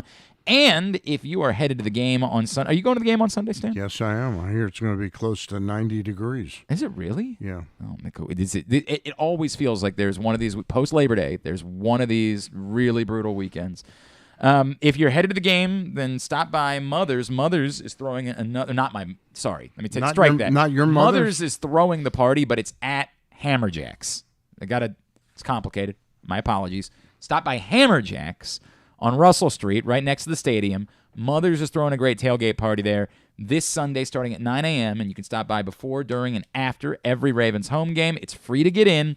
There's also an all-inclusive option for $49 with premium brand open bar and great food. Tickets and details at hammerjacks.com. And while you're there, don't forget to stop by the PressBox Ginsu Grills tent for free samples and contests. Griffin, you're the spokesmodel for Sunday. You're the one running so feel free to say hi to me. Are you doing the grilling? No. Mike Carberry is going to be. Right, he's a chef. He will be doing the cooking. He's going to handle some great sausages. Try Mike's sausages. I thought the confusion you were trying to clear up was that people would think it was at your mother's. No. It's at Hammerjacks. So Mother's is, we all know Mother's, of course. Mother's at multiple locations in the area. They are hosting the party, but the party is at Hammerjacks. Okay. Has nothing to do with your mother. No, my mother, to my knowledge. Okay. Now, that could be another surprise that you get there, and there's Mrs. Clark. Not my wife, but my mother, Mrs. Clark. Does your mother know what you're about to do? No need to have that conversation at any point. Although, once she found out it was for charity, she'd be very proud of me for doing something like that. Stan, there's a big football game tomorrow night in College Park. SMU. Maryland take on SMU, and a lot of people don't realize how good SMU is. They are one of the top offenses in the country. This is a really tough matchup for Maryland early in the season. They're trying to pack the stadium, and it's going to have a new name. The stadium is going to have a new name? The stadium will have a new name. Maryland has announced today that what has temporarily been known as Maryland Stadium, after previously being Bird Stadium, of course, they stripped Curly Bird's name off of the stadium because we all remembered, he was kind of garbage as far as being a person was concerned. Maybe we don't need to have a stadium named after him. They temporarily went with Maryland Stadium. They have sold a corporate sponsorship. It will be CQ Stadium moving forward, the stadium in College Park, starting tomorrow night. Now, that... As opposed to the CQ Arena. Yeah, they're copying Towson. I mean, that's right. That's what they're doing. Ridiculous. They're biting Towson. Exactly right. You nailed it. That, to me, is not controversial, of course, in any way. It's just a corporate name. You're putting on a stadium. It helps them make money and improve, and God bless. The controversy to me is a tweet that came from Maryland fan Rudy Gersten on Twitter this week. Says, quote, "Maryland fans, it's back. I'm told Rock and Roll Part 2 will now be played by the M&T Band at home football games for the first time since 2003. After returning to men's basketball games late last season, Maryland football was 19-1 in its last 20 home games when the song was banned in 2004. Now, I brought this up on yesterday's show because that's when I saw the tweet, and my initial reaction was like, oh, really? And I remember thinking this when it came back last year. Stan, you'll maybe remember, of course, everyone remembers the song, da-na-na-na, hey, and then Maryland fans, would shout back, you suck. And then they get to the end of the chorus, and they'd say, hey, you suck. We're going to beat the hell out of you, and you, and you. And that was the way that it would go.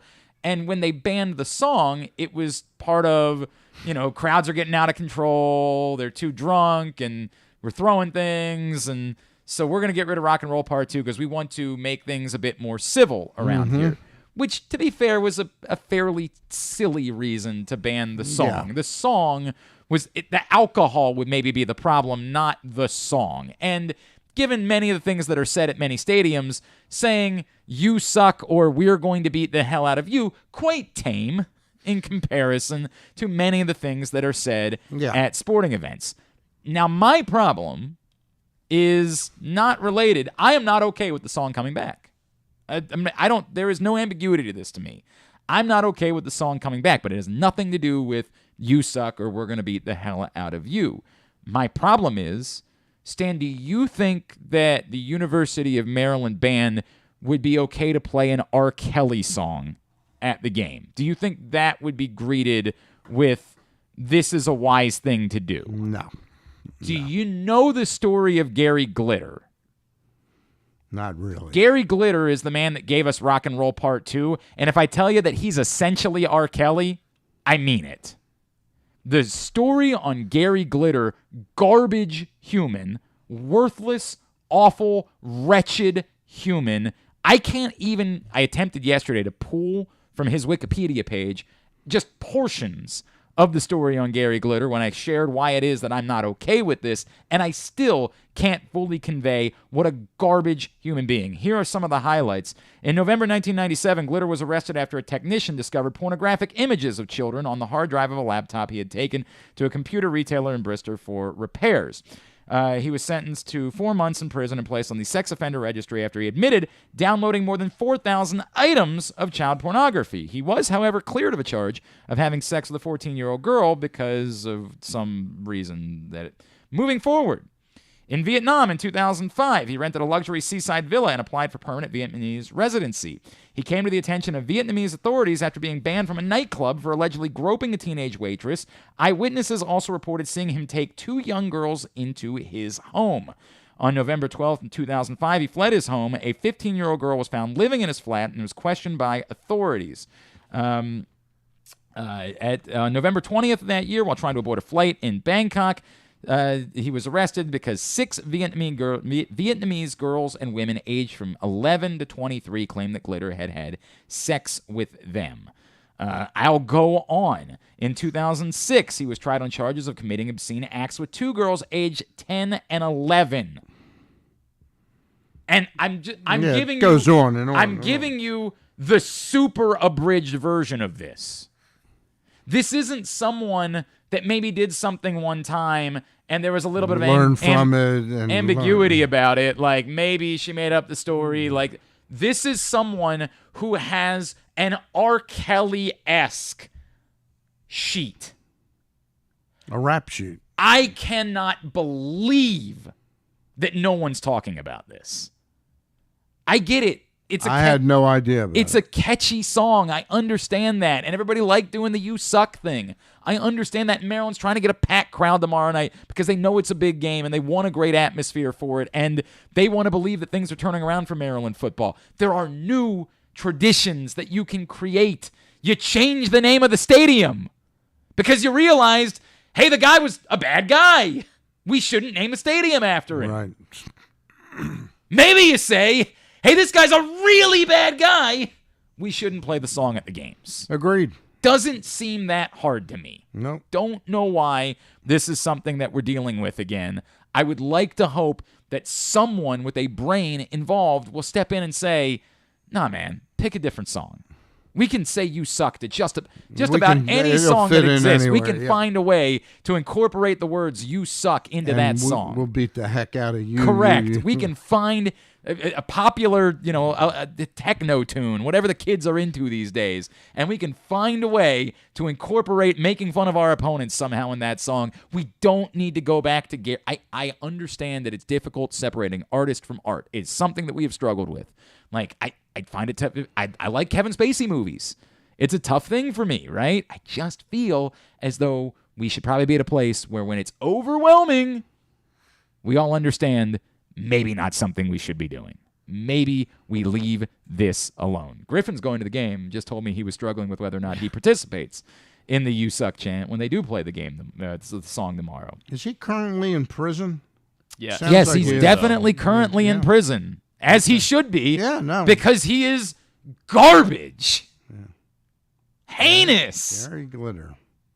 Just unthinkable. I had no idea. I get it. Didn't get as much prominence as R. Kelly did because R. Kelly was a more prominent artist and more modern and things along those lines. Right. But his story is unfathomable. And Google exists. Like, we should be able to say, hey, maybe not. And I'm stunned by how many Maryland people are in my sphere. And me tweeting about it yesterday, none of them really wanted to deal with it. Mm-hmm. Just want to say, yeah, but... They knew it and didn't want to deal with it? No, but I'm telling them. Right.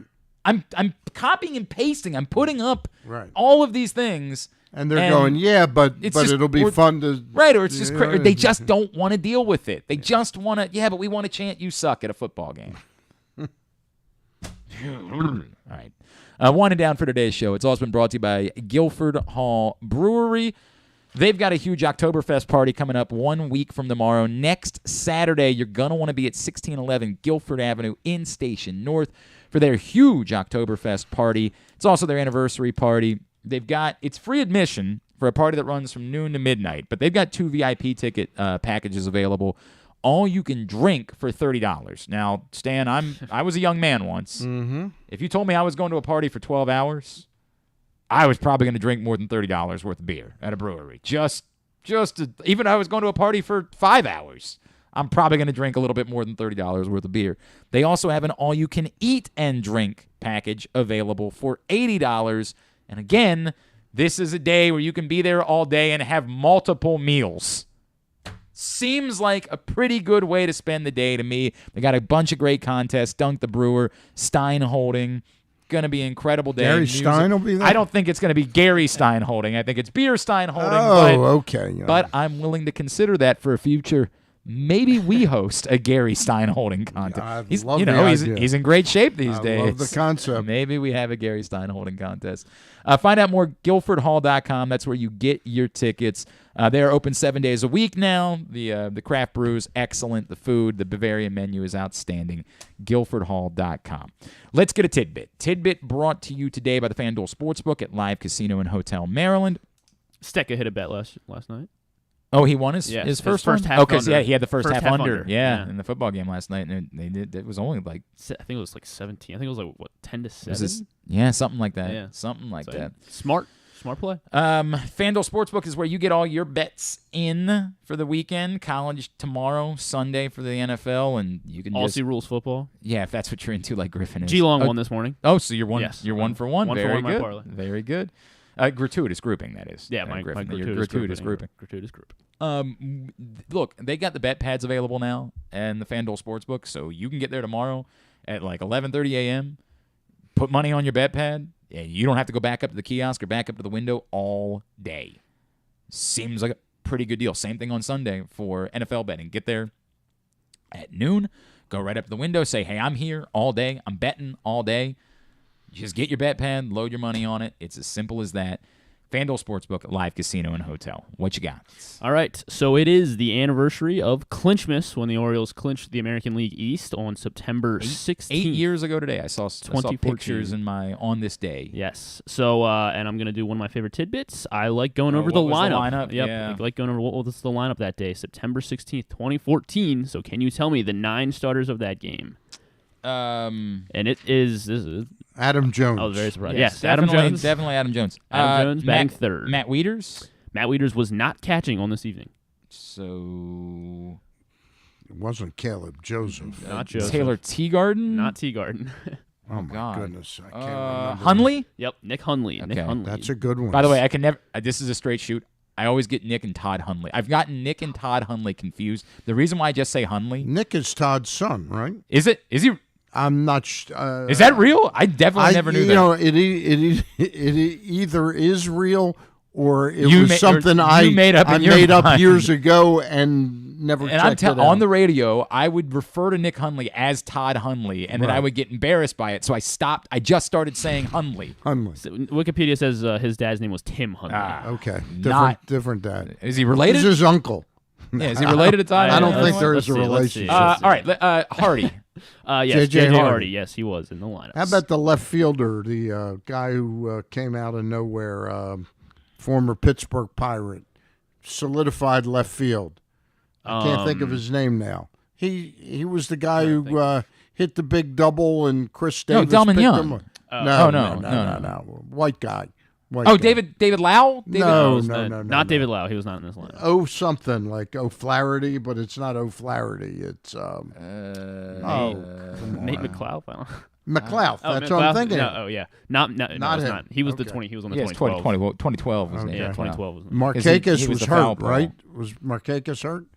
Markakis? Yes, Markakis. Yeah, he was out from being hit. Oh yeah, Markakis was leading off. Yeah, Markakis was in the lineup. Yeah, Chris Davis. No, because he was suspended. Yeah, he was trick after trick. He was Markakis was in the lineup. This lineup. Jonathan Scope. Yes, Scope.